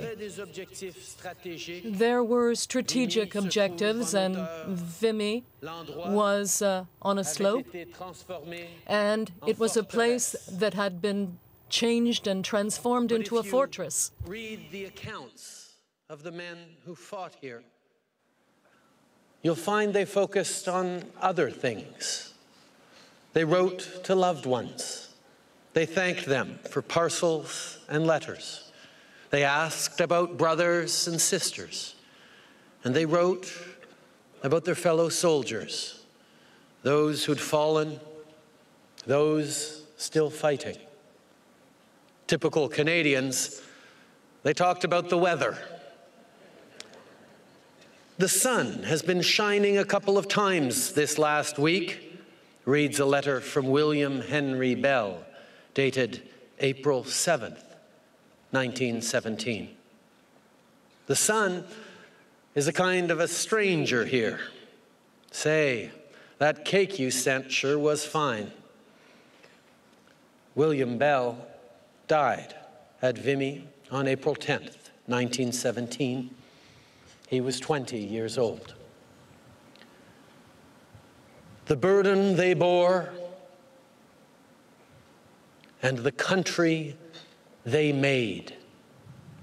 Because this, too, is why we're here, why we remember.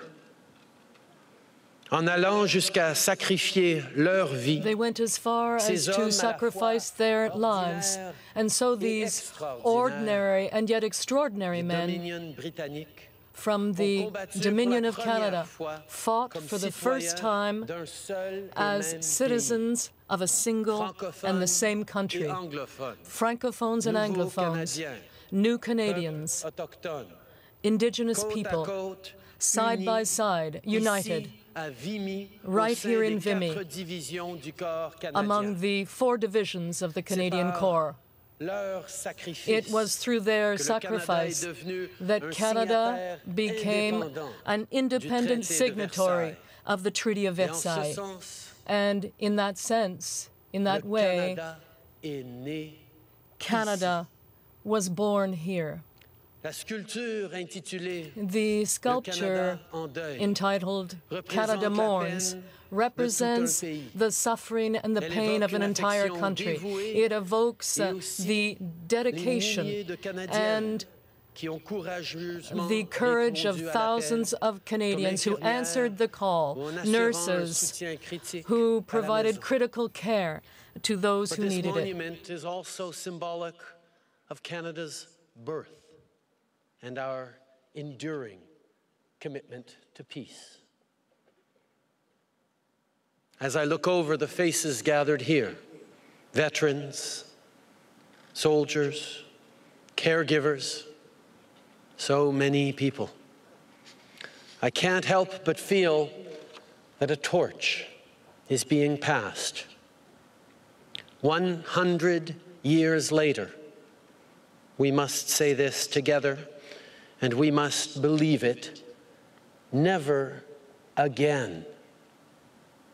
Friends and honored guests, let us hold to the grace of William Henry Bell, to the grace of the ones who stood by their friends through unimaginable hardship, through death itself, and who, in that offering, stood by their country and made their country in its beginnings. They were Canadians, and they were valiant beyond measure. Honor them.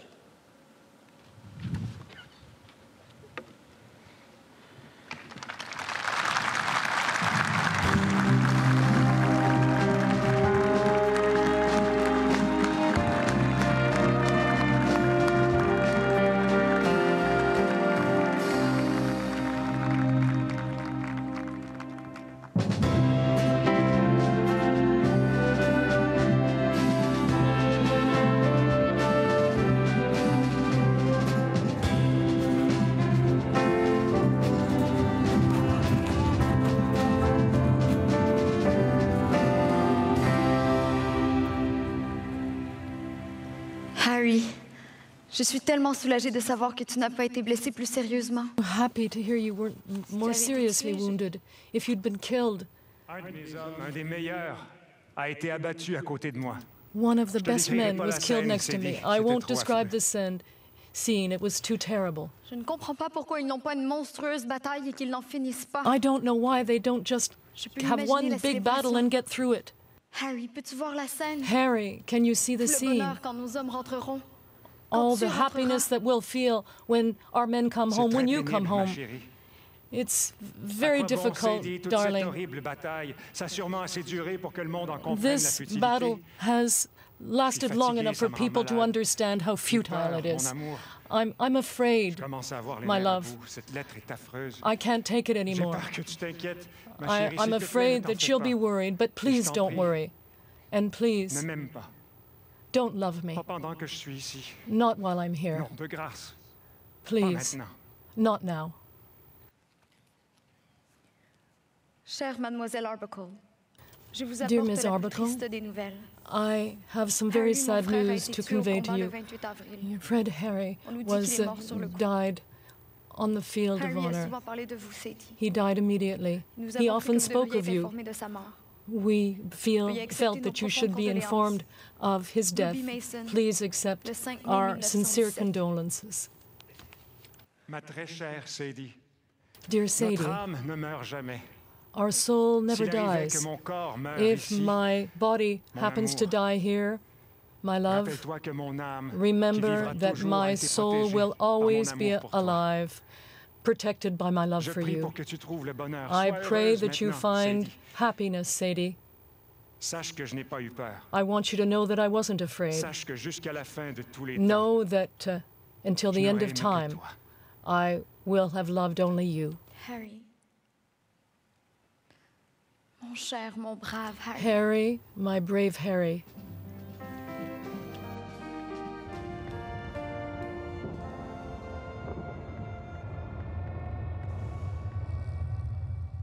My one consolation is my horse, Bonfire. Look at him. A splendid gift from a friend back home. For a bit of fun, I sent my nieces and nephews letters supposedly written by Bonfire and signed with his hoof print. I hear he's become quite the hero back in Guelph. We have been in the most bitter of fights. The gunfire never ceases. And we are beyond exhaustion. We joke that we are what happens when exhaustion gets tired.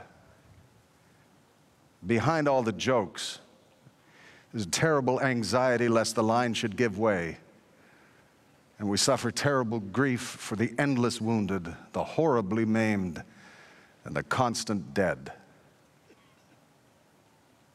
We are the dead. Short days ago, we lived, felt dawn, saw sunset glow, loved and were loved, and now we lie in Flanders fields.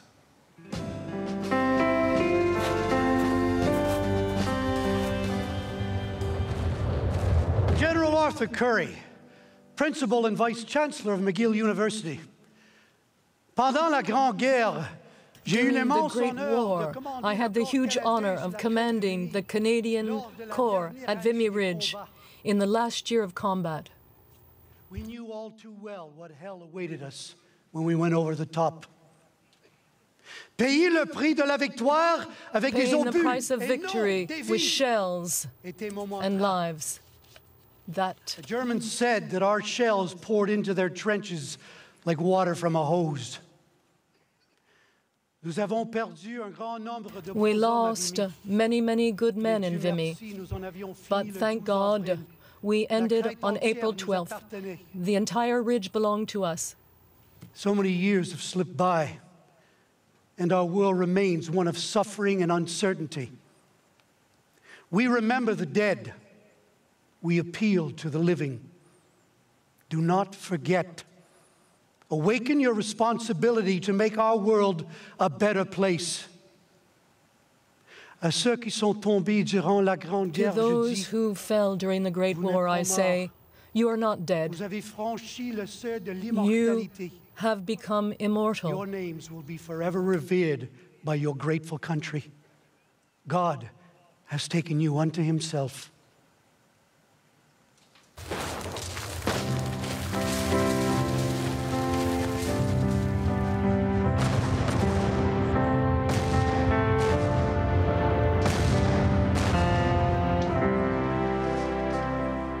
Our next guest was born and raised in Canada's far north and sings in Inuktitut, her native tongue.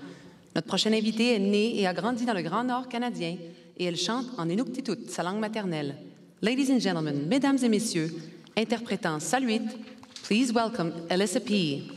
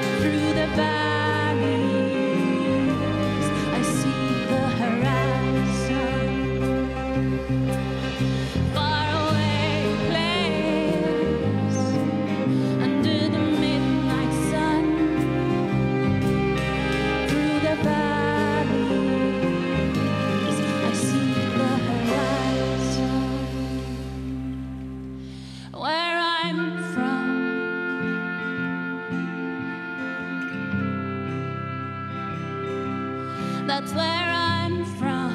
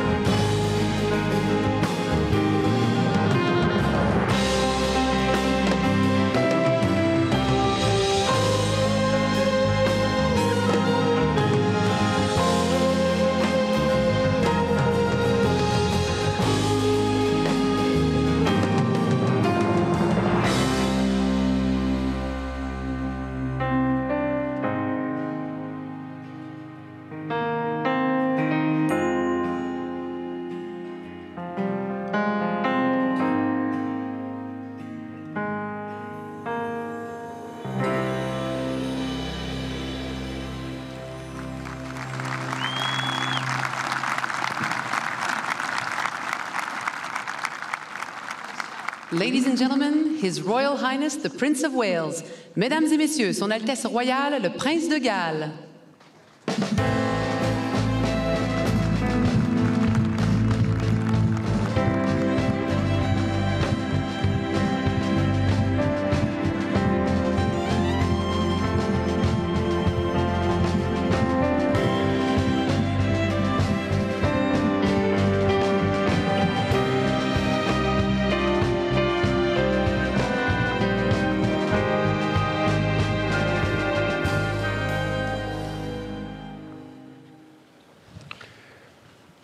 Mesdames et messieurs, ladies and gentlemen, avec mes fils, nous sommes très with my fiers de nous sons, we're joindre very à vous proud to join you to honor the memory of the thousands of valiant Canadian soldiers who served during the First World War, who fought with courage right here on the soil of Vimy. And today, the peace that we enjoy was acquired at the price of all those men who fell on the field of honor. For generations, they set a remarkable example. Hundreds of thousands of Canadians crossed the cold grey Atlantic to take a stand against tyranny and oppression. They left behind everything they knew to face a struggle they could not have imagined. Today, it is hard to believe possible the horrors that unfolded here on the 9th of April, 1917. This was a battlefield of corpses. The terrifying roar of massed artillery filled the air. As one Canadian brigade signalling officer wrote, "Imagine the loudest clap of thunder you ever heard, multiplied by 2 and prolonged indefinitely." Boot-deep mud rendered each step a struggle amidst a deadly, relentless hail of bullets. The events of that day saw the 4 divisions of the Canadian Corps serving together for the first time. They fought bravely and with great ingenuity. They succeeded in seizing the vital high ground of Vimy, a task in which many others before them had failed.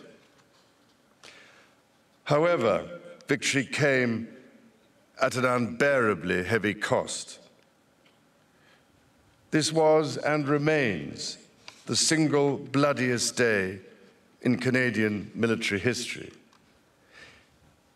Yet Canadians displayed a strength of character and commitment to one another that is still evident today. They did not waver. This was Canada at its best. The Canadians at Vimy embodied the true North, strong and free. Un siècle plus tard, a century later, the Canadian Armed Forces continue to embody courage and resilience, the true legacy of the Canadian Corps on Vimy Ridge. The specter of thousands of Canadians that fell in this place still moves us. Here we honor those who served so valiantly and who gave their all. Their sacrifice must inspire us to do all we can to avoid such senseless losses to recur. We must not forget them. Let us now renew our commitment to remember their heroism in the face of suffering and fear. Mesdames et messieurs, ladies and gentlemen, let us never forget. N'oublions jamais.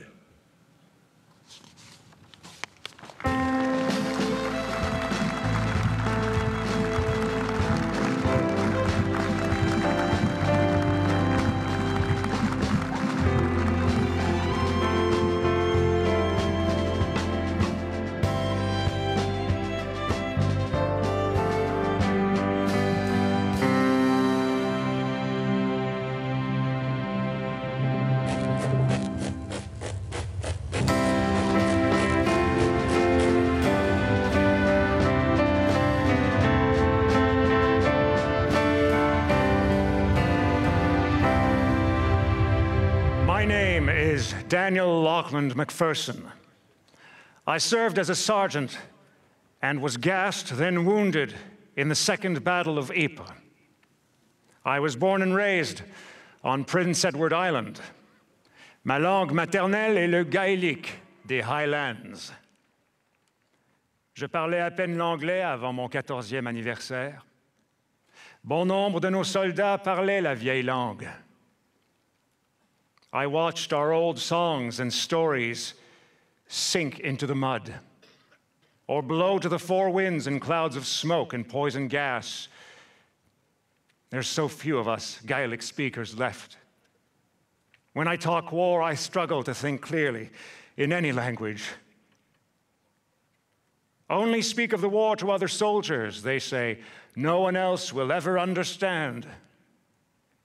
Je choisis chaque mot soigneusement, sauf quand je suis sourd. Je suis alors plus porté à chanter les vieilles chansons gaéliques qu'à parler. Je suis fier d'avoir servi mon pays. J'ai créé des amitiés que je n'oublierai jamais. Je le referai dans le temps de le dire, et je prie chaque jour pour que ça ne se reproduise jamais. Slán trevor, agus a hula bionach rave. Good health and every good blessing upon you.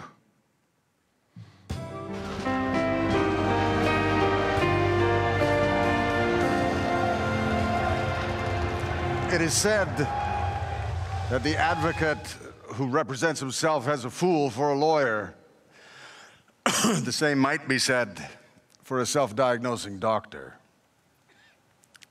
I have never given way to despair and determined I never shall, but I fear I will not survive this war.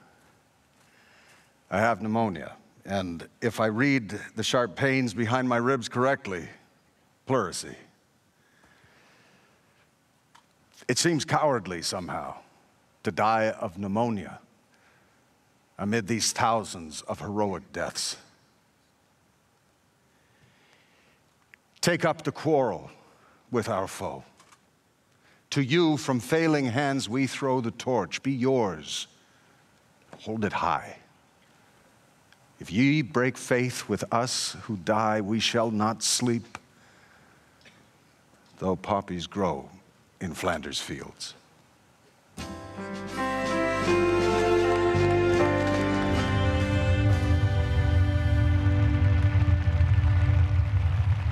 I caught the torch the poet John McCrae threw and placed it here. My name is Walter Allwood. I'm an architect and a sculptor. Un soir, j'ai rêvé que j'étais sur un immense champ de bataille. J'ai voyé nos hommes s'y engouffrer par milliers et être fauchés par la mort. Ne pouvant se porter plus, j'ai détourné le regard et aperçu une avenue bordée de peupliers. Et dans cette avenue, des milliers d'hommes arrivaient à la rencontre des nôtres. C'étaient les morts qui se levaient en masse, s'alignaient en silence et couraient à l'aide des vivants. Sans les morts, nous étions impuissants. Ici, devant le monument, se tient le Canada en deuil. Une figure pleurant nos filles et nos fils tombés. She will grieve their loss for as long as stone and weapons and prayers for peace shall last. Où est la guerre aujourd'hui? L'unique guerre, the eternal war, the single entity which grew in us and lives in us. Regardez, on lève un flambeau, et ici l'épée de la guerre est rompue. We fear war. Nous aspirons à la paix. War is ubiquitous and robust. La paix, facile à ébranler, rapide à fuir. Je vous dis ceci, mes filles et mes fils, vivants et morts. La guerre réclame un sacrifice vivant. Fuyez la guerre. Seek peace. Look inward and up. Souvenons-nous. Lest ye forget.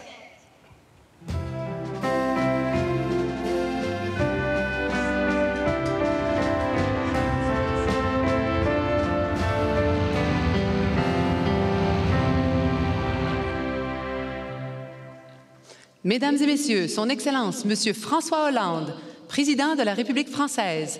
Ladies and gentlemen, Monsieur François Hollande, President of the Republic of France.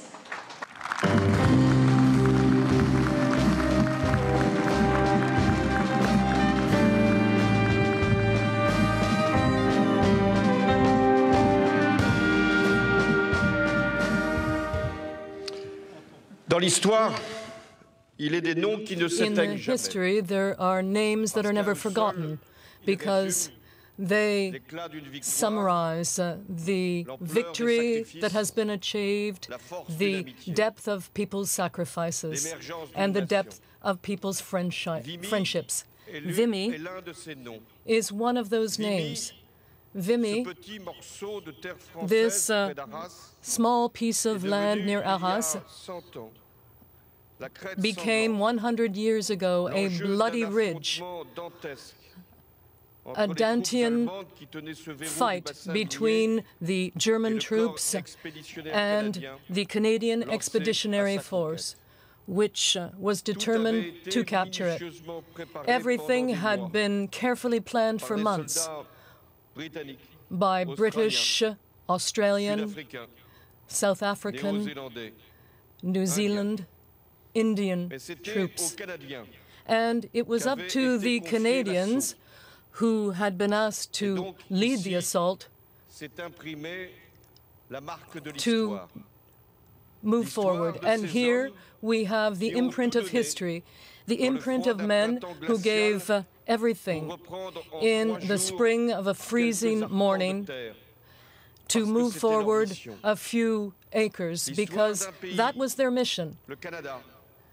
The history of a country, Canada, that found part of its identity here and its first great military victory.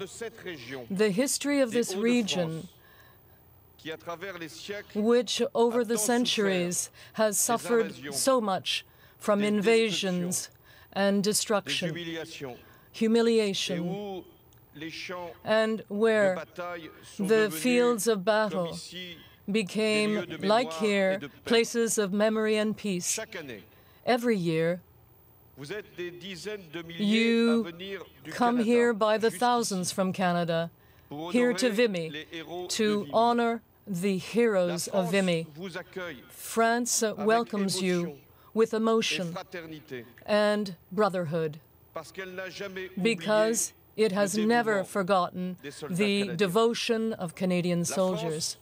France has never forgotten that during 2 world wars, Canadians were always there by their side to defend its independence and liberate its territory. France has never forgotten the 6,000 men who came, all volunteers, and were prepared to risk everything to help a friend of theirs, a country, a friendly country. 60,000 Canadians lost their lives, 3,600 right here in Vimy.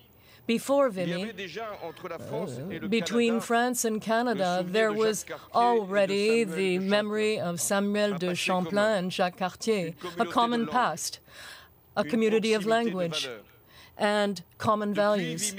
But since Vimy, there has been between us eternal recognition that we were able to fight side by side. And that is why today France and Canada are here to advance the cause of humanity. That is what we are doing when our countries answer the call of refugees from the Middle East who are looking for refuge away from oppression. That is what we do when we condemn the massacres organized these days by a criminal regime. That is what we do when we fight against terrorism, when our wounded people refuse to move towards rejection and hate. That is what we do every day, to fight against discrimination and give new rights to people so that our countries can continue to be places of tolerance and peace. We fight together to preserve the planet, and it is together that we reached the Paris Agreement on climate. 100 years ago, the heroes of Vimy Ridge gave us a tremendous lesson in courage. Something that seemed impossible to do was carried out by these Canadian soldiers through their perseverance and their abnegation. So today, in the face of the challenges of our time, let us listen to those soldiers of Vimy, because they still speak to us, like Louis Aragon said. They say to us what human willpower can do when it is properly directed. They tell us what people are capable of when they know what is at stake. They tell us that peace is the most precious asset we have and the greatest merit of Europe to have realized this dream. And it was this dream of French soldiers, British soldiers, and German soldiers who fought here in the dugouts around Arras, and who didn't hate each other, to the point where one of them even left a trace on the walls of a tunnel saying this: "I am the enemy that you killed, my friend." Yes, yes, the soldiers of Vimy tell us that nationalism can lead to war and to destruction.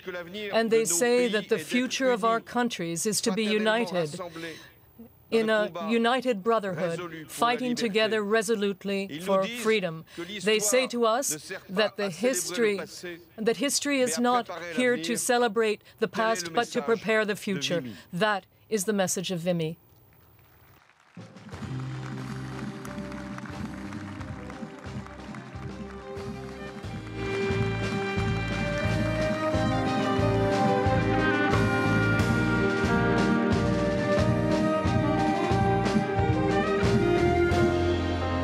Mesdames et Messieurs, le brigadier général Guy Chapdelaine, aumônier général des Forces armées canadiennes, animera la prière. Ladies and gentlemen, Brigadier General Guy Chapdelaine, Chaplain General of the Canadian Armed Forces, will lead us in prayer. For some, this is a time of prayer. For others, it is a time of quiet contemplation. Whichever this time is for you, may we turn our thoughts together now to why it is that we are gathered here. Que ces mots que je prononcerai vous aident à vous souvenir May these words de cette help you to bataille, remember this de ces battle, combattants its et de leur combatants, sacrifice, and their sacrifice. chacun et chacune à votre manière. Each one of you in your own way. Source de toute sagesse et de toute The force, source of all wisdom and all strength, ton esprit de réconciliation fait your son spirit œuvre of reconciliation des êtres humains. is at work among human beings. Par ta grâce, Through ceux your et grace, celles qui jadis furent des ennemis those who apprennent before à were vivre en enemies are learning to live in Les peace. adversaires d'autrefois The se tendent la main adversaries pour of reconstruire the past ce qui are avait working été hand in rompu hand to par de longues années construct de guerre. what was destroyed by many long Nous years sommes of war. rassemblés aujourd'hui We comme are gathered pèlerins here together as en ce lieu pilgrims sacré in this sacred qui place commémore le that sacrifice commemorates immense the huge consenti par sacrifice nos soldats à la of crête our de Vimy soldiers et qui a on Vimy contribué Ridge, and which à la contributed reconnaissance du Canada to comme nation. Canada's recognition as a nation. Amid the calm and peace of this day, we can hardly imagine the living hell that our soldiers experienced here 100 years ago today. The misery that was life in the trenches, the mud, vermin, lice, disease, and the inescapable stench of death. Not to mention the constant noise, the barrage of artillery fire, and the ever-present threat of a gas attack. Canada mourns for her dead at Vimy Ridge. We remember those who returned from the Great War, changed forever by what they had seen and done. Those who lost limbs, sight, hearing, or reason. Those who for years would keep silent, never sharing with family or friends the horrors they faced. And those who numbed their broken spirits with alcohol. Nous nous souvenons avec reconnaissance We remember with gratitude the organizations that came out of the desire to provide support to them and their families. Veterans Canada, the War Amps, la Légion royale canadienne, the Royal Canadian et la Legion, Commission des sépultures de guerre du Commonwealth, and the War pour n'en citer Memorials que quelques-unes. Cemetery Organization, It has been to name said only that a few. Canada was born on this hill. For the first time, all 4 Canadian divisions came together in common purpose. Soldiers from across our land, from coast to coast to coast. On this hill, they became one people, fought as one people, and emerged victorious as one people. Canada proving herself among her allies and gaining the respect of friends and foes alike. We pray to you for the leaders of the world and of our nation, for our Sovereign Lady, Elizabeth II, Queen of Canada, and all members of our royal family in their service to our beloved Canada and the Commonwealth. Nous te confions aussi notre gouverneur général. And we entrust to you our Governor General, our Prime Minister, and the Chief of the Defense Staff. Finally, we pray for all the people of Canada, that we may be forever grateful to those who made the ultimate sacrifice, allowing us to enjoy the blessings of freedom and peace. May this be so, and may we all strive to continue our efforts to make a better world.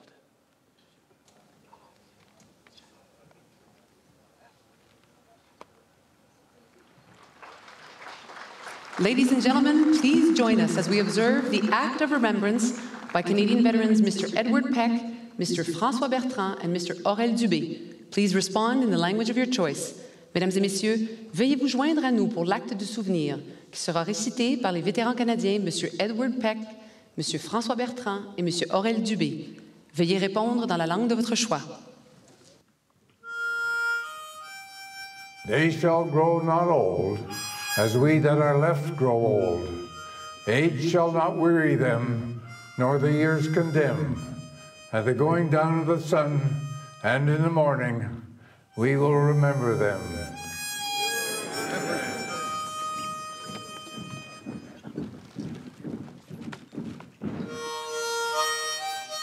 Ils ne vieilliront pas comme nous, qui leur avons survécu. They shall grow not old, as we that are left grow old. Age shall not weary them, nor the years condemn. At the going down of the sun and in the morning, we will remember them.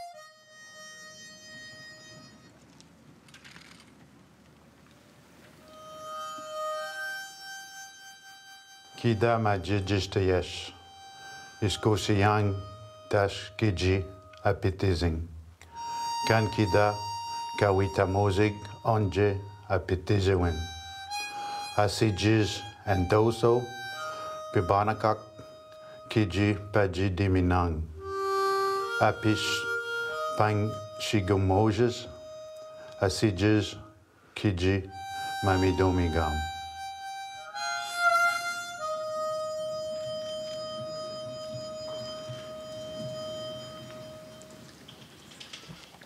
Le clairon d'époque qui sera joué pour la dernière sonnerie et le réveil par sergent Guillaume d'Amour a été entendu pour la première fois lors de la Première Guerre mondiale. The vintage bugle, which will be played by Sergeant Guillaume d'Amour for the last post and the rouse, was first heard during the First World War.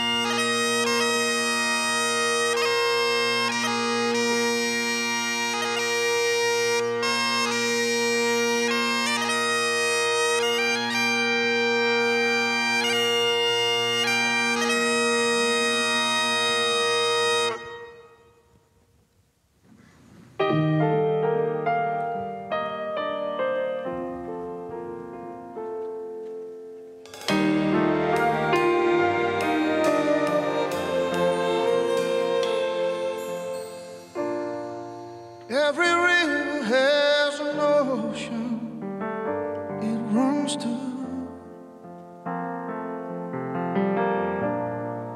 and I knew if I kept going, someday I'd find you.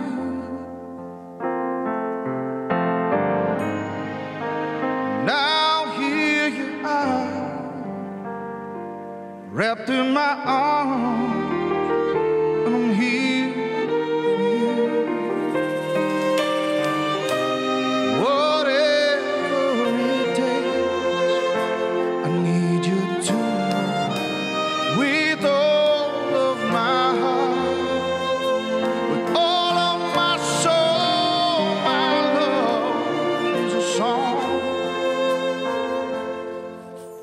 Dedicate to you.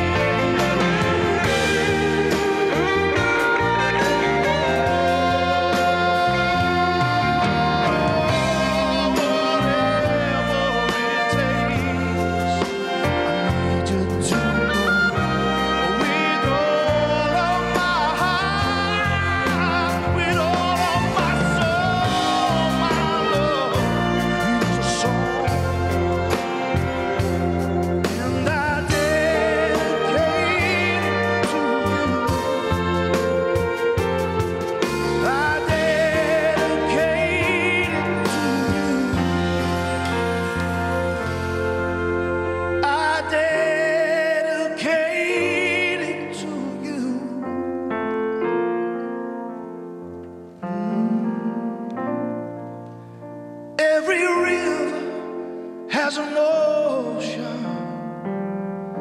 it runs to.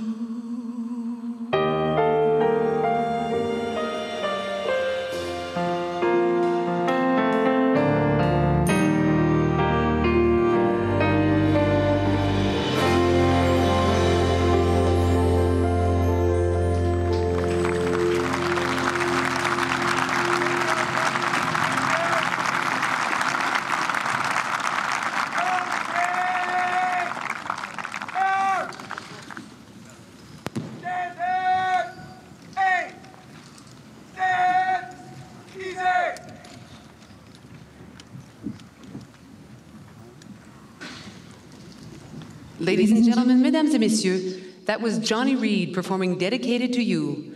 À la cornemuse, playing the bagpipes, Sergeant Alan Buchanan.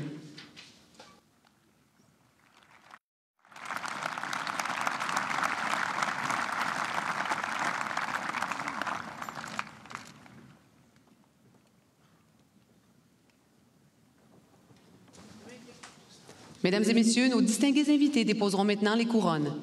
Ladies and gentlemen, our distinguished guests, the Governor-General of Canada and His Royal Highness the Prince of Wales, will now lay the wreaths.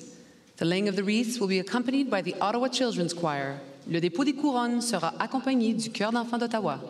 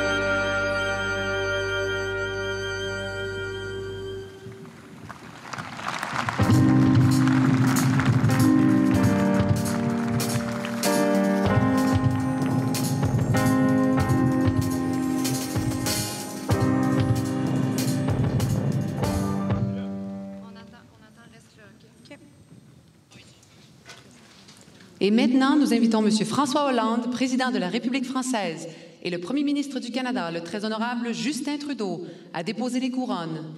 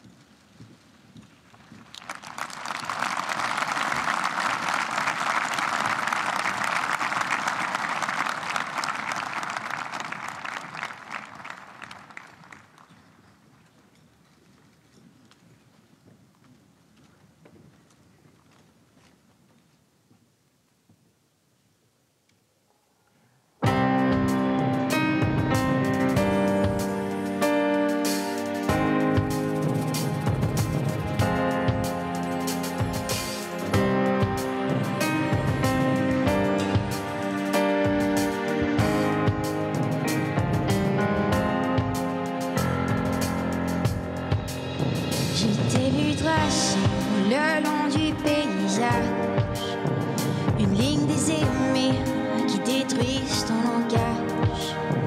Et quand tu chantais plus fort dans ton silence, je voyais les larmes couler, toujours à contresens. Mais quand les saisons attendront ton retour, ce sera le vent qui portera secours.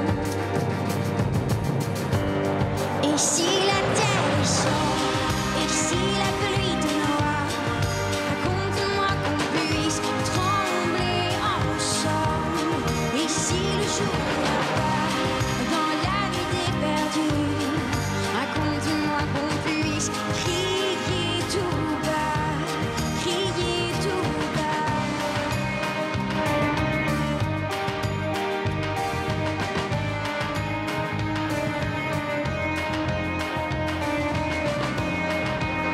J'ai voulu calmer ton rire qui s'étouffait, des courses vers le vide, ton rire qui assoupirait. Et si tu m'aides le calme vers des eaux restant trop, je serai le phare qui te guidera toujours.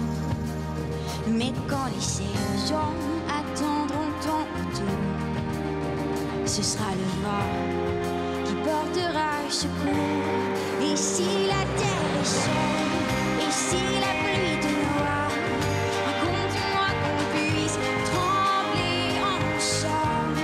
Et si le jour ne vient pas, dans la nuit t'es perdu, raconte-moi qu'on puisse crier tout bas, crier tout bas.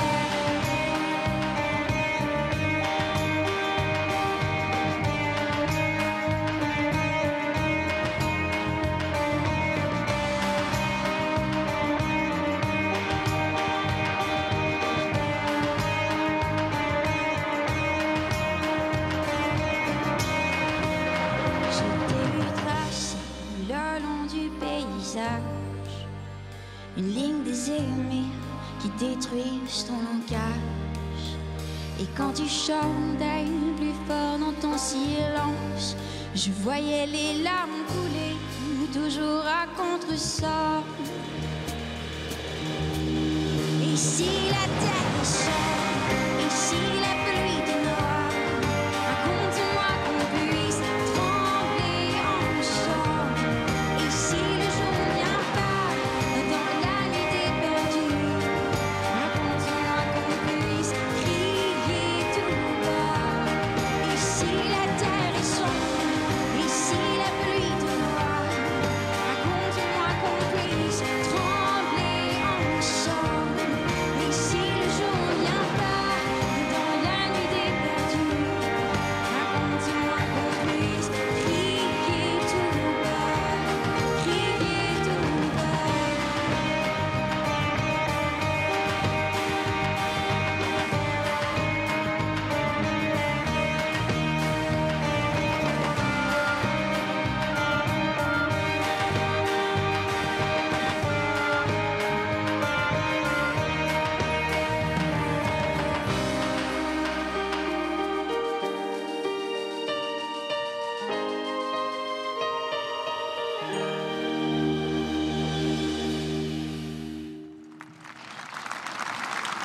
Ladies and gentlemen, mesdames et messieurs, c'était Cœur de pirate qui nous offrait Crier tout bas. Mesdames et messieurs, veuillez vous lever pour les hymnes nationaux. Ladies and gentlemen, please rise for the playing of the national anthems.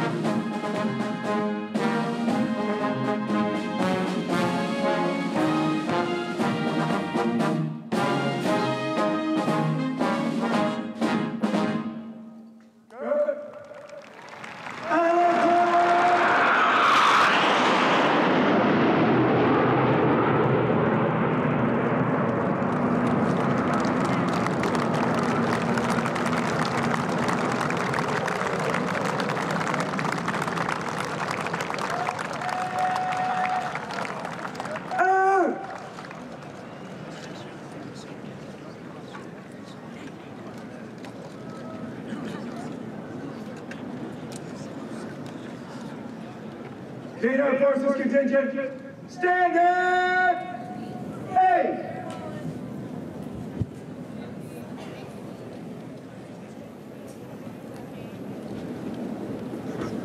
Well, the various heads of state and heads of government looking skyward. That was quite the fly past that took place just now, a far cry from the one that started off this ceremony. And it's showing the difference in the age of flight over 100 years from those little single-engine replica aircraft to the super jet engines, jet fighters of this day. But this day was really all about what happened on April 9th in 1917, the day the Canadian troops, fighting as a single unit, stormed this ridge in northern France, Vimy Ridge, and took it from the Germans. It was a bloody, brutal battle with young fellows not much older than those we're witnessing in the choir. The ceremony is over now with the choir singing in the background. We have the various dignitaries doing short walkabouts. You see Prince Charles, the Prime Minister, the Governor General. And that crowd of 25,000 plus, I think, beneath the Canada bereft statue, the figure of Canada represented by that woman in mourning the loss of her sons, the almost 4,000 who died that day, 3,600, just under 3,600, 7,000 casualties, a terrible day of loss and sacrifice right on these battlefields where today this ceremony to honor the dead and the injured on that day took place. You know, when we talk about the victory of that day, and it was a victory, it didn't have a significant impact on the war itself other than the fact they were able, the Allies, led by the Canadians at that point in this battle, were able to say they had made a substantial gain, first one in a long time during the war. But the outcome of the war, not impacted. The Germans basically retreated 7 kilometers, set up a new line, and the stalemate continued for more than another year before things started to happen in the favor of the British and the French and the Canadians and the others who were fighting in that war. And a lot of things changed as a result of Vimy. Battle tactics changed. There are lessons learned here, taught by the Canadians. But so did the mood in Canada. The Prime Minister at the time, Robert Borden, decided that there would have to be conscription. They had to fill the spaces lost at Vimy and other battles that had taken thousands of Canadian lives. And it opened up a whole new debate within the country about military service and divisions that started then, in some cases still live on today. So as Prince Charles, the Governor General, and others walk around, we'll keep an eye on them. But Tim Cook, the military historian, has just wrote this fabulous new book on Vimy. You know, it's hard to square those two thoughts, right? You have a victory on one side, and then you have the deep divisions that in some cases that victory wound up causing in Canada.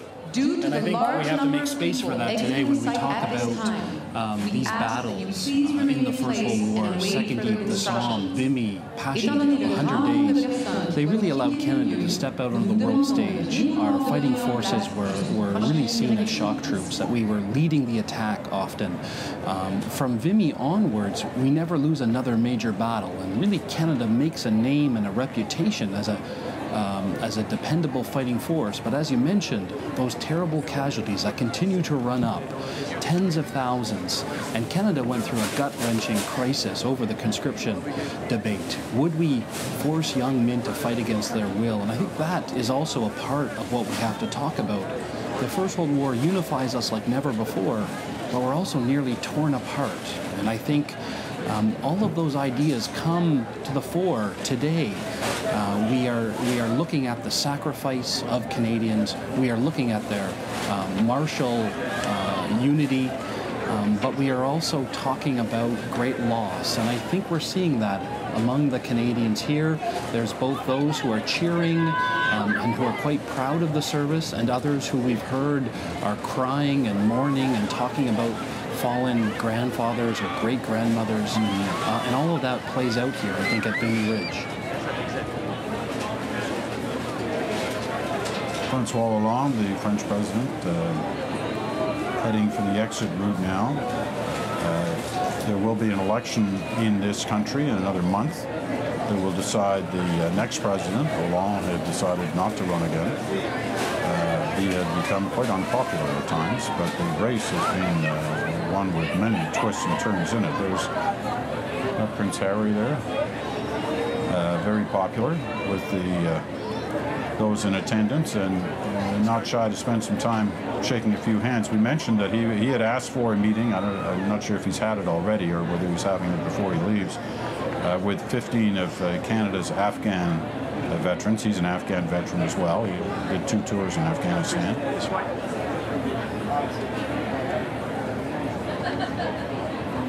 So he and his brother, Prince William there, are heading through the crowds with security officials trying desperately to keep things in some sense of order as they move away from the Vimy Monument and will head to the motorcade. They're running about 15 or 20 minutes behind schedule, but the Royals decided to do at least a short walkabout anyway. There had been one that was planned for a little longer to take place. Many in the crowd starting to move around now. We're going to try and catch a word with some of them to get a sense of how they felt about this. I've got to tell you that a lot of brave young people out there, because it's hot in the Vimy area today. It's 24 degrees. I think it's one of the warmest temperatures they've had so far this year. And full sun, no clouds, and many of those in the crowd have been out there for 3 or 4 hours waiting for all this to start. And you know, they've been putting on a bit of lotion, but I can see a few sunburns, and there are going to be a few uncomfortable nights tonight as a result of all this. But they were extremely patient through the ceremony itself. The ceremony, which had you know, times of a real poignancy, other times of beautiful artistry and singing, a number of different highlights. But let's find out from the people themselves who were in the crowd watching all this. Nala Ayed is talking to some of them now. Nala? Peter, I'm here with 3 members of the Butler family, their grandchildren of Stuart Philpott, who actually served here, people who would have known the man and who could speak to what it was like growing up knowing this man. I'll begin with you, Don. If you could just tell me what you thought of the ceremony today. It was very powerful. I mean, we've been waiting 6 months to come here, and it was everything that we thought it would be. It's awesome to hear some of the stories from the old soldiers, from their diaries and things like that. So it was pretty moving. Now, you have been tracing the journey and the battle that your grandfather was involved in. Tell us a little bit of what you've discovered. Well, we found where he was firing the gun on April 9th. That day, he actually fired 226 rounds, and he said the gun was so hot that they actually had to pour water down the barrel, I think 12 times just to cool it off. So. Was there something, you have his diary with you? Yeah, right from his diary, yeah. So he wrote all about what he did on Monday, April 9th that day. So. What sticks out for you? Just the fact that they fired so many rounds. It was just constant. It was very hard and difficult work, and it was, you know, for 12 straight hours. They fired and fired and fired. So. Now, Stuart, you were named after him. You're all carrying pictures of him. I just wondered just what it means to you, having carried his name and come here 100 years later. Sorry, same middle name, Stuart McGregor. My last name's Butler, and it's just a thrill to be here and to see where he was stationed and where the artillery was, and to tour some tunnels, and it's just the bravery. It was just amazing time. Thank you very much, all of you, for talking to us. Back to you, Peter. All right, now I'm actually going to flip it over to David Common, who's got some guests as well. David? Maybe not. Peter, right into the crowd here. And, you know, so many students are here who have come from every single province, every single territory across the country. We're meeting. I don't know your name. Grace. Grace? And Grace, you have come from London, Ontario. Yes. Tell me about your experience here so far. Well, we got here, and it's been really, really amazing seeing all the veterans that have come who have helped like protect our country, who have done so much for our country. It's really amazing. And you, I'm guessing you've seen cemeteries this week? Yes, yeah. I mean, it's hard for someone who has never met a First World War vet, who's maybe doesn't necessarily have a connection to one directly. How do you connect yourself with all of this? I try to see and put myself in their shoes to see how would I react to the things that they saw, and I don't even know how to do it.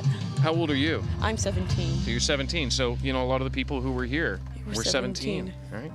It's really quite something. And talking to so many people here, Peter, about the same sort of thing. They are of the age that many of these young soldiers were. Back to you, Peter. Hi, my name is Raymond Yang, and I'm from Wallaceburg, Ontario. It's important to remember the countless lives and sacrifices made by Canadians. Vimy Ridge is emblematic of Canada's birth as a nation. I will be thinking of all the countless soldiers and veterans that have served our country through years past in various wars and in conflicts. In particular, I have a teacher whose great-grandfather was part of World War I, and he is right beside one of the grave sites we will be visiting during our time in Vimy.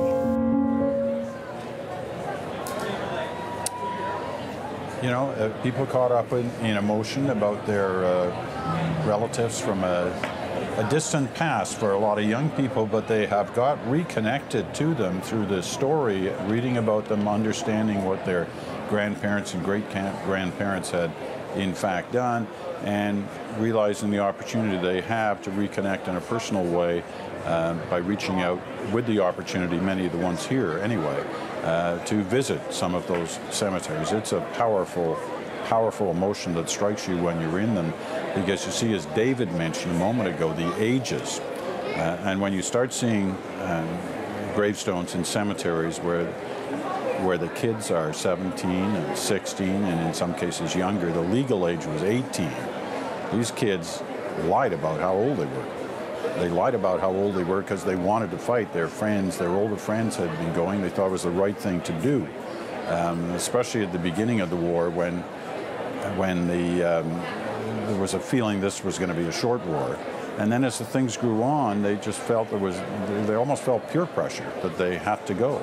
But a lot of these young kids went, they got into service, and you stand there in those cemeteries, you read those ages, and you just realize the flower of our youth, as they say, that was lost, a generation that was lost in that time. Let's go back into the crowd. Tom Murphy. Tom. Peter, and that crowd beginning to thin out a little bit here, but before she left, I wanted to introduce you to Zoe Kerr from Sudbury, Ontario. I was watching you during a good part of the service. You're holding a photograph. You have it in your hands there now. Can you hold that up for us, and we'll maybe get a quick shot of that? We'll turn that around. Tell me about that photograph. Who is that? This is my great-grandfather. He fought in the First World War, and he fought here at Vimy, and he actually got injured here, and so it means a lot to me to be here for him. What are you feeling today after this 100th anniversary? Very emotional, lots of different emotions, but I'm very proud and very humbled to be able to be here in his footsteps and in the footsteps of the many men and women who fought here for our country. And it's really humbling to experience this. Zoe, safe travels back home to Canada. Thank you very much.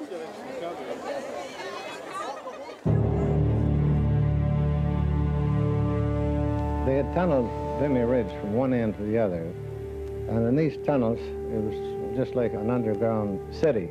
Rooms were dug out, medical rooms, orderly rooms, sleeping quarters.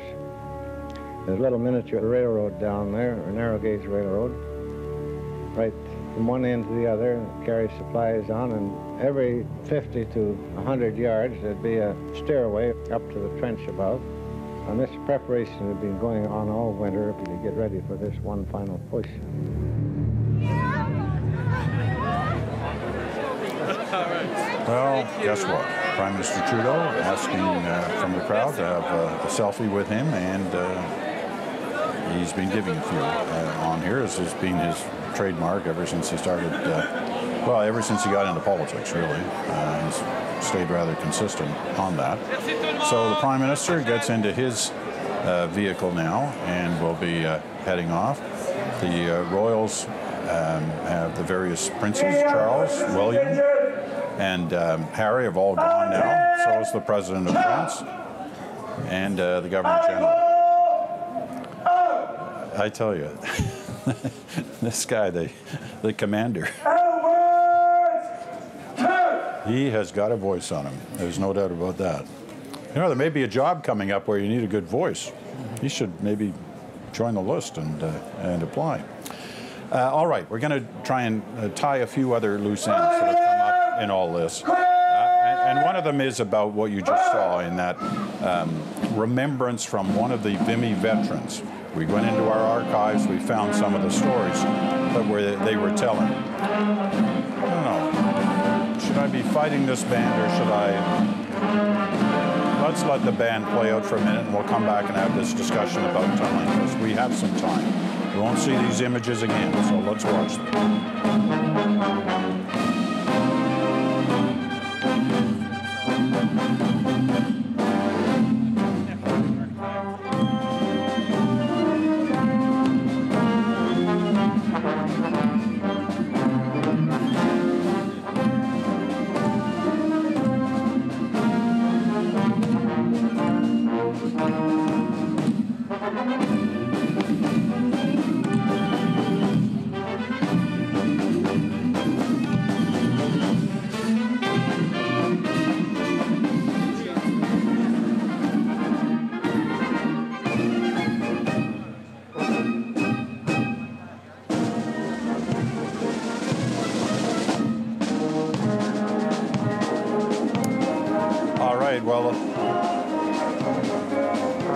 As we watch the final moments of the various members of the Armed Forces, Air Force, Army, Navy, and the RCMP leaving the area. And you could see in the background, if you looked hard, you could see some of those shell craters and mine craters that still exist today on those fields, and they're very careful about where they let you walk, because they're consider some of those areas still live. In other words, there's still some potential for problems over in those areas.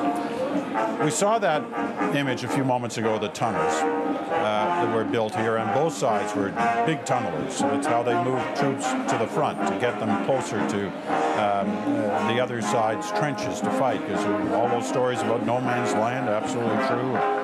Trying to rush across it, so many thousands got cut down before they ever got to the other side. Tunneling was a way of getting you closer with some protection. But what it meant, as a lot of what both old war and modern day war is all about, is supplying your troops, giving them the ability to do certain things. And we don't tend to think about it. We think about the fight itself. We don't talk about the preparation. Now, I've had the opportunity in the last little while to read some of the thoughts and a speech from one of the chief engineers on the Canadian side. He came here in December 1916. They said they knew then they were going to do the assault on Vimy Ridge. And so he was sent ahead of time to help in the planning of getting things ready. His name was Major E.F. Featherstonha. And his stories are quite remarkable in his writings. And I'm not going to read them all, but this will give you some idea of just what he was thinking of in terms of numbers to get ready for the tunneling. 35,000 shovels, 17,500 pickaxes, 1.5 million sandbags. That's for both the tunnels and the trenches. 100,000 yards of tape. They had to buy a lumber mill where they had lumbermen who were enlisted in various jobs in the Army. They took them out of those jobs and had them run the lumber mill to cut boards to put on the floors of the trenches. So, you know, when you're thinking about warfare at that time, so much of it was consumed in the preparations and the movement of supplies up to the front. And we tend not to think about, but on Vimy Ridge, right, it was a massive undertaking. Oh, it was. The logistical challenges in feeding an army alone. The Canadian Corps is 100,000 strong, had another 70,000 British troops attached, 50,000 horses and mules. I remember reading one operational report that said they drank 600,000 gallons of water a day. They had to run new pipes to the front. They laid 30 kilometers of new rail lines. They dug kilometers of road. We talked about the underground war, the tunnelers who were digging through the soft chalk, pushing their way forward, often 70, 80 feet under the ground to get close to the Germans, to then detonate those mines. And we still see them today, Peter. You were talking about those. Some of them are, you could fit in 3 or 4 houses into these things. And this is 100 years later. The battlefield is still scarred from the attack, from the preparation before that, and then of course the fighting that continued here afterwards. Vimy, the Canadians were very comfortable here. When we captured this ridge, we were set to keep this, and we built hundreds of dugouts, concrete machine gun nests, miles of kilometers of trenches and barbed wire, and we defended Vimy Ridge. It's not a well-known story, in March, April, and May of 1918 against German attacks. And so that's just one of the reasons why Canadian soldiers felt so attached to this ridge. Tunneling was an important factor, as we've already mentioned, and we've seen in some of those pictures. They used to, when they built these, and there are kilometers of tunnels underground here. There's one area that's for the public to have a look in. It's called the Grange Subway, which was used 100 years ago. And so if you come here to visit, you can actually go down into those tunnels. There's another area that I got in a couple of years ago called the Goodman Subway. That is not open to the public. In fact, it's not open very often at all. They've had problems with it caving in different spots. But because we got time, and we do have a fair amount of time, and we want to give you as much as we can in terms of thoughts and remembrances about what happened here 100 years ago. But we also want to show you some of the incredible stories that we've done over time. And this one is just a small element, a couple of minutes, of a piece I did on the Goodman Subway. That tunnel underground, it's a couple of kilometers from here, but it was involved in the Battle of Vimy Ridge. Watch this. We venture here, still on park grounds, but off the tourist track, to be among the first in nearly a century to follow in some remarkable Canadian footsteps. Deep underground, 8 meters into a hidden world below. And I'm going to release you from the rope. Okay. No well-worn path here, just a fragile tunnel never before documented for network television. Hard to imagine so many men down here a century ago, yet as we continue, the damp emptiness slowly begins to reveal signs of life. Drawings, carvings, and names. An exceptional number of names. Peter, now we're really in a special place. We're right up on the front line, and if we just look to your right now, across the wall, I haven't found anything like this anywhere else in the tunnels. It is fantastic. Just brilliant. Lot of graffiti from all the soldiers that have been sitting down here in this subway. And these appear to be, many of them, if not all of them, Canadians. They're nearly all Canadian. It was almost a century ago. The writing looks almost like it was yesterday. But no, it was 1917, 1918, some of the names. Here we got J.A. Hope, 2nd Canadian Mounted Rifles. He's from Victoria, BC. J.B. Thompson, 5 CMR. What we got here? D. Ross, 2nd Canadian Mounted Rifles. And C.H. Bambra, 2nd CMR, Canada. You try to imagine what must have been going through their minds in those moments before they may have had to go up, and perhaps did, as they scratched their names and their regiments on the wall. There is no way anybody today can truly understand what Canada's soldier of the Great War endured. The horrors of battle, the cramped, desperate spaces that filled everyday life, and the courage it took just to go on. But in this tunnel, on this day, I probably got closer than most. One of those days you never forget, right? Yeah. And I have never forgotten it. It was an amazing opportunity to be down in those tunnels. And when you see those names on the walls, you know, those walls are, they're like chalk. I mean, think of the White Cliffs of Dover. You know the White Cliffs of Dover? That's not that far from here, just the other side of the English Channel from here in northern France. And it's kind of the same underground mineral here in northern France. And so you looked at those signatures and those printings and those drawings on the wall, and they really did look like they were yesterday.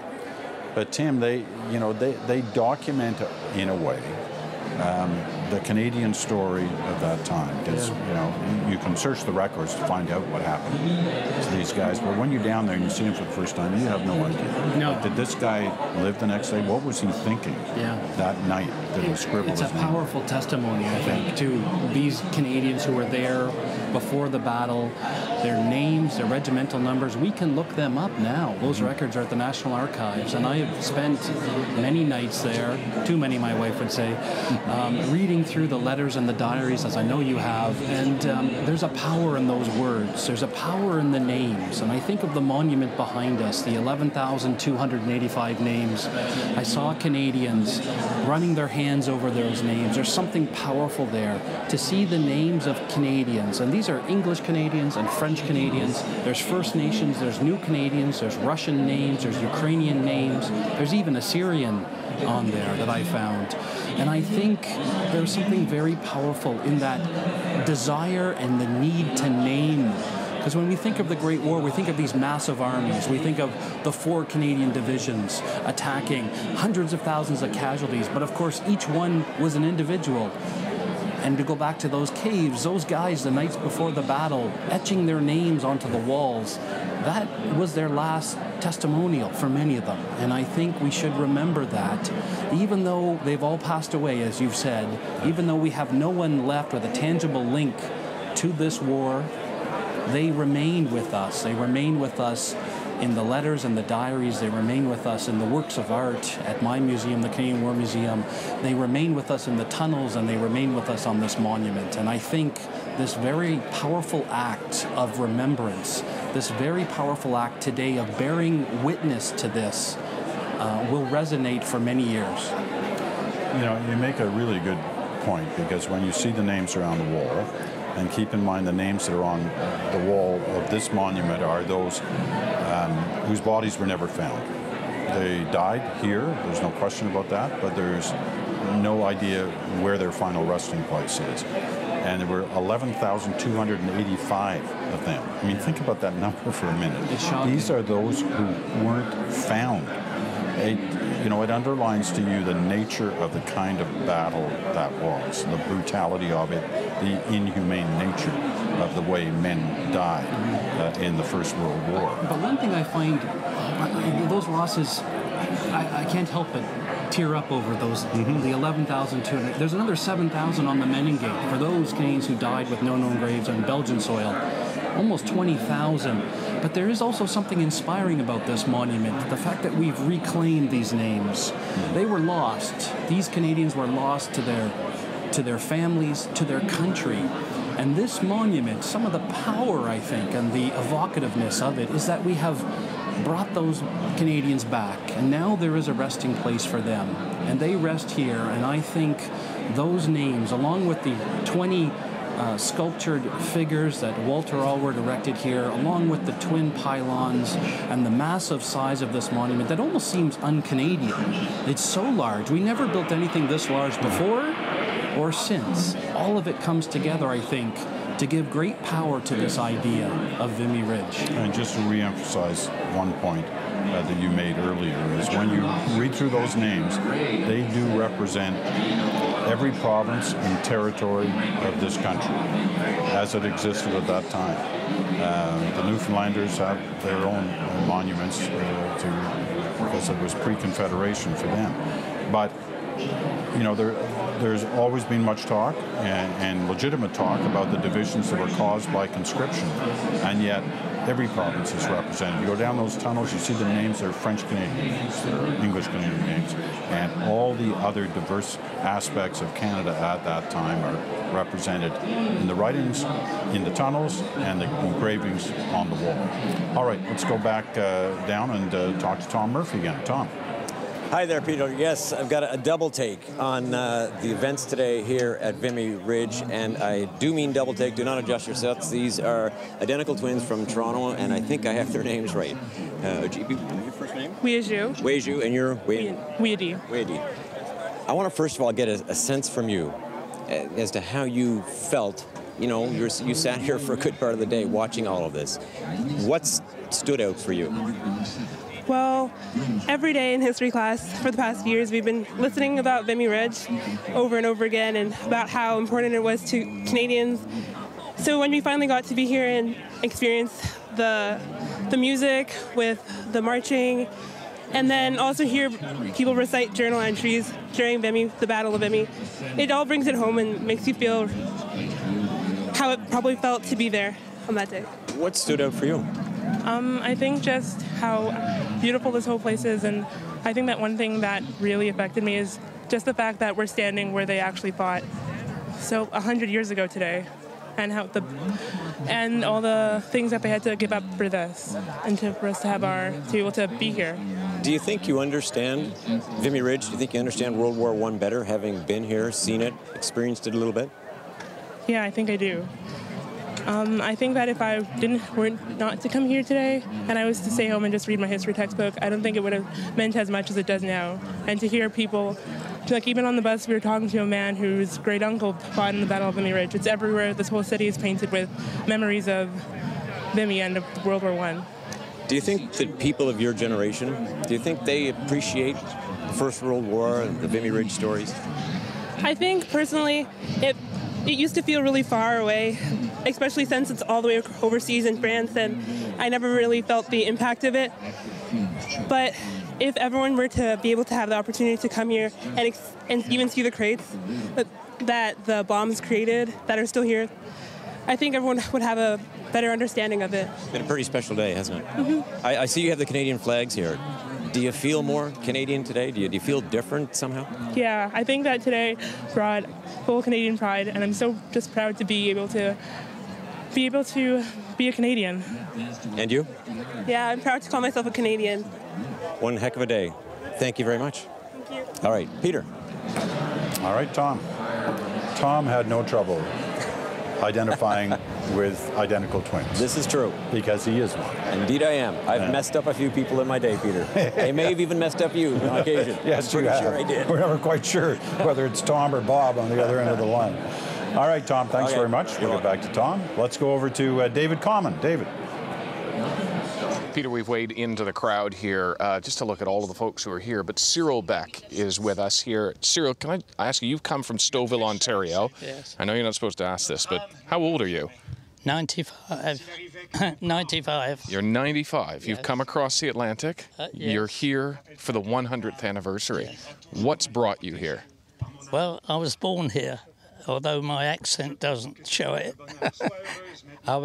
My father came here farming in the First World War, and him and my uncle farmed here. And in 1916, they joined the Canadian Forces. And you have a middle name, I understand. Albert? Yes, Arthur Albert. And Arthur is my father's name. Albert is my uncle. And who was your uncle? He has a connection to right here. He does? Oh, yes. As I say, his name is on the memorial. Yeah. And what was his story? Well, as I say, he farmed here for some years, joined the Canadian Forces, and he was serving here when he was killed. So he's buried, and I remember my mother, who was his brother, his sister. She said he was killed, and his body was never found. But my grandson has been doing some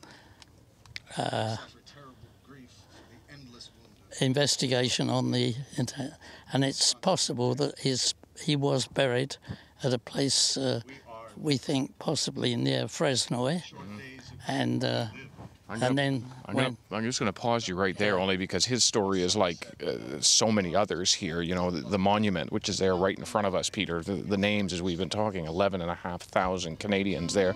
Cyril, really incredible to meet you. 95 years old. You're surrounded by students. Yes. We're going to send it back to you now, Peter. David, thank you. We also asked another large number of remarkable people interview, and another sense, Tim, briefly, of the intergenerational nature of the crowd here, and I'm sure the viewership back home. That we've got young people, elderly people, and a lot in the middle. I think we're seeing multiple generations here, and that's fascinating, isn't it? That this is not a story just for older Canadians. That we are saying, as you've said before, the passing of the torch to younger people. When I was watching the crowd, I thought it was interesting. I saw young students talking to people who were 40 and 50, and there were other people who were 60 and 70.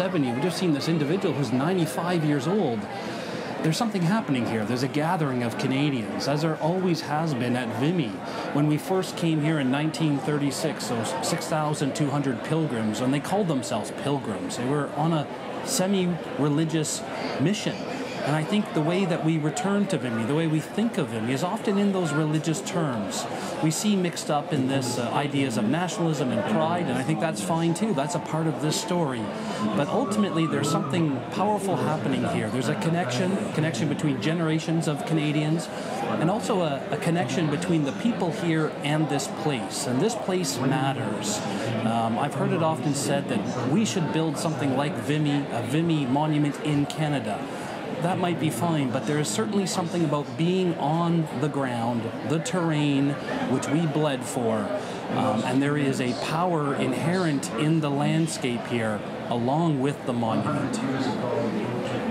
Yeah, and you couldn't have said it better than that. That is for sure. And this monument of all the monuments, and there are many for Canada in different parts of Europe, too many, when you consider the number of young Canadians who died in both two great wars, the First World War and the Second World War. But this one stands above the rest, not just in size, but in the sense of legend and legacy that it brings about our country. Tonight, we've got a special story on the National that Nala Ayad's been working on that as well kind of unites Canada to this place through the battle that took place here 100 years ago, but in modern terms. I'm going to just show you a short excerpt from Nala's piece, and we'll talk briefly to Nala. But this piece will be on the National tonight in its longer form. Here's a short clip.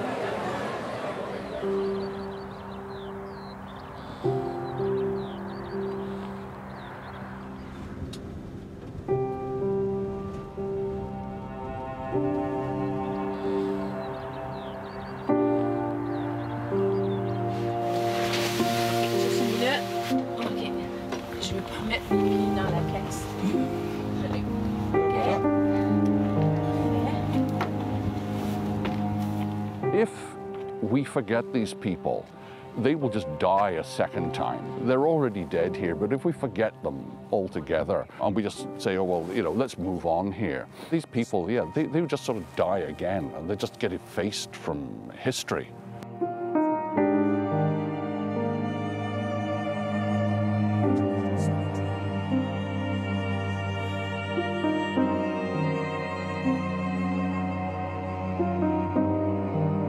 One of the few remaining witnesses to the toll the price Canadians paid here is back home, on a lonely ceremony to make history again.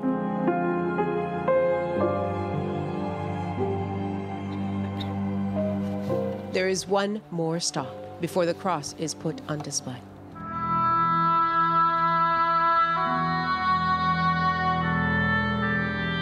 Those soldiers had eventually been moved from their battlefield grave to this cemetery. The cross was also brought here then, standing guard as the soldiers slept.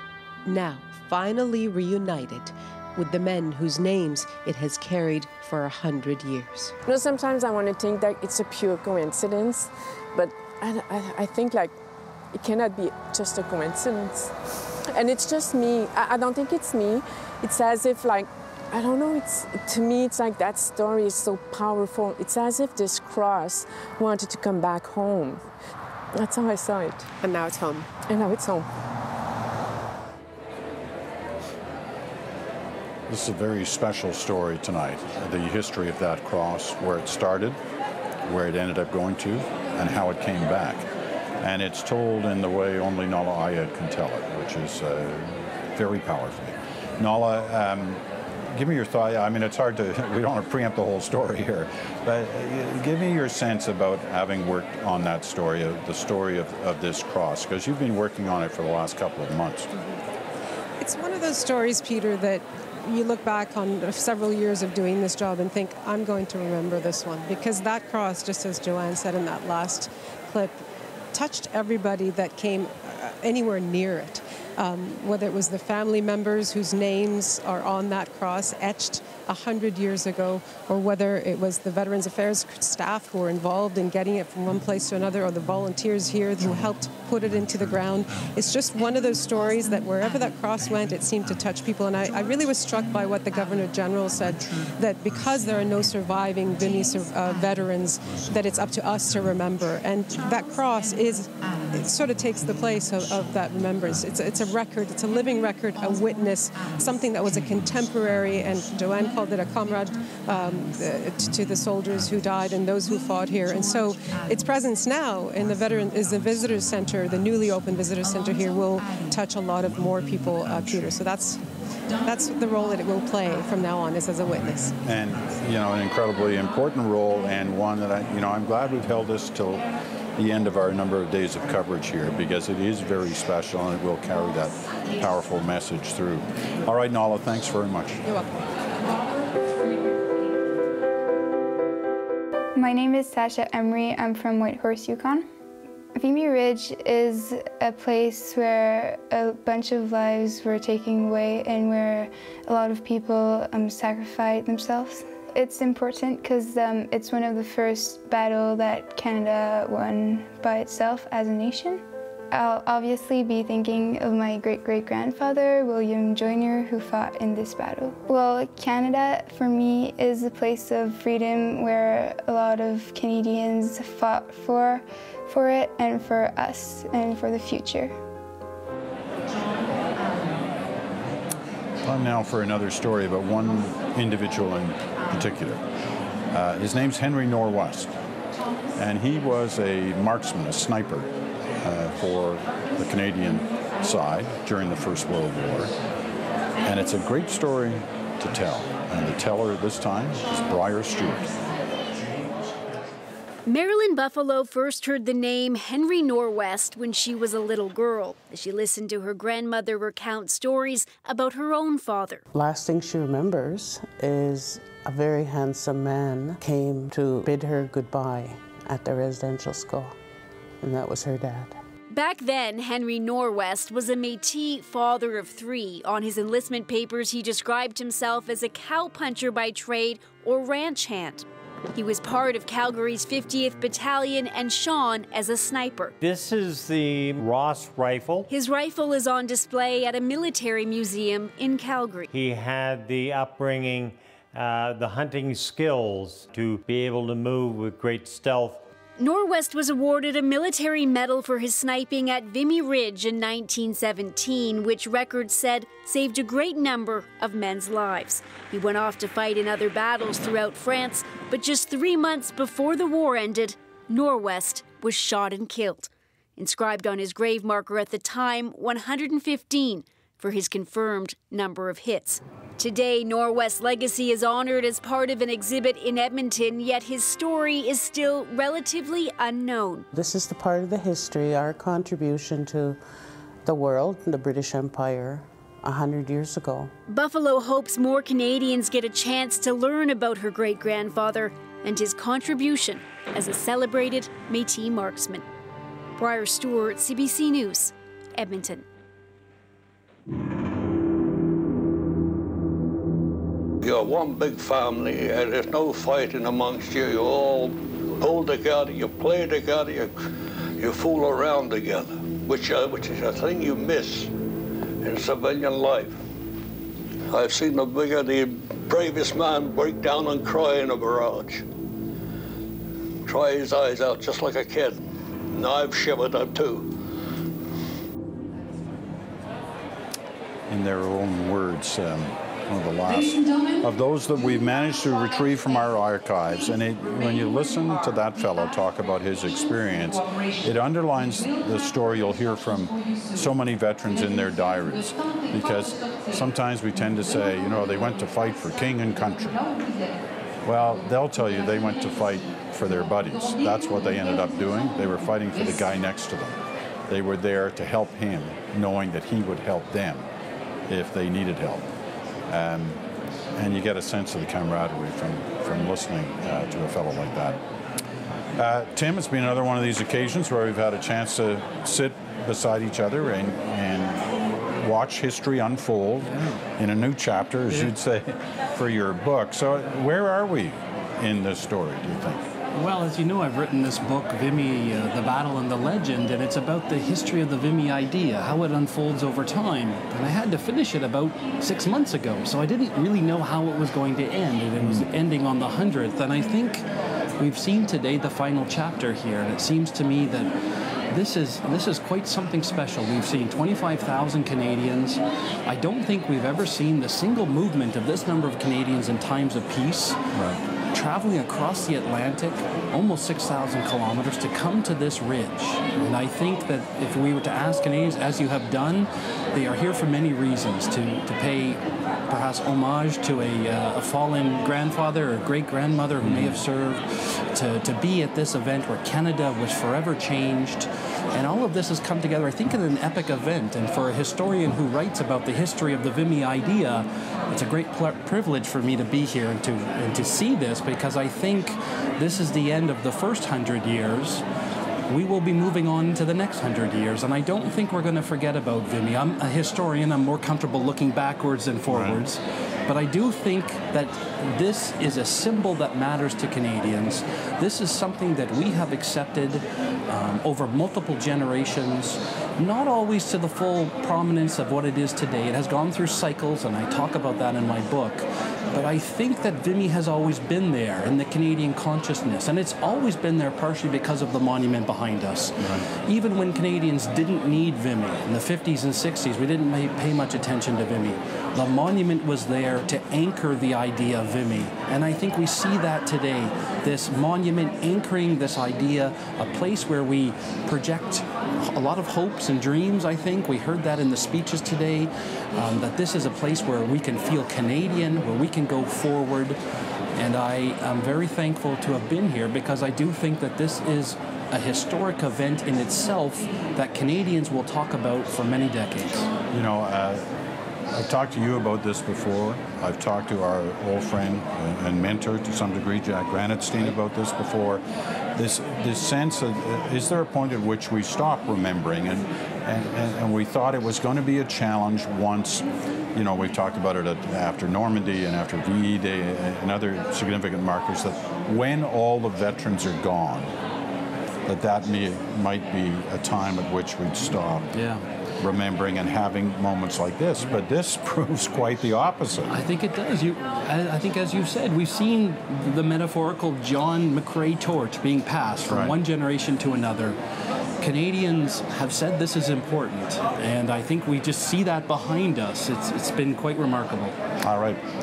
Tim, you've been great, as always. We really appreciate it. Good luck with your book. Thank you. I know it's done very well in the lead up to Vimy, but it's a great lesson for anybody trying to study our beginnings as a nation. It didn't all start here, but that book helps you understand the impact this did have. So thank you again. Thank you, Tim.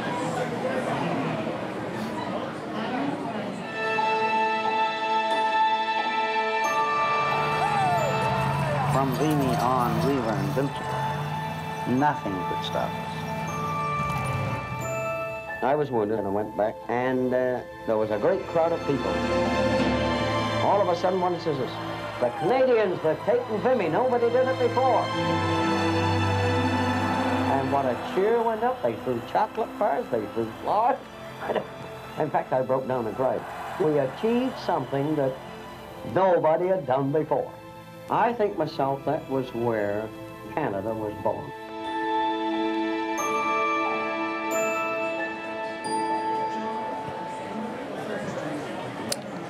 Well, there you go. It's been a very special past 4 hours. We couldn't have done our coverage without these three people. As you see in the field, David Common, who saved the show at the beginning when things were blowing up here in terms of the power system for the television networks. Nala Ayed, make sure you watch her story tonight. And Tom Murphy, who's been with us on this one. The Cape Bretoners were really responsible for the closure on that day one of Vimy Ridge and the successes they had. So Tom coming in from Halifax to help us on this has been great. Thanks you all to the three of you. And thank you as well for watching on this day, a very special day in the history of our country, April 9th.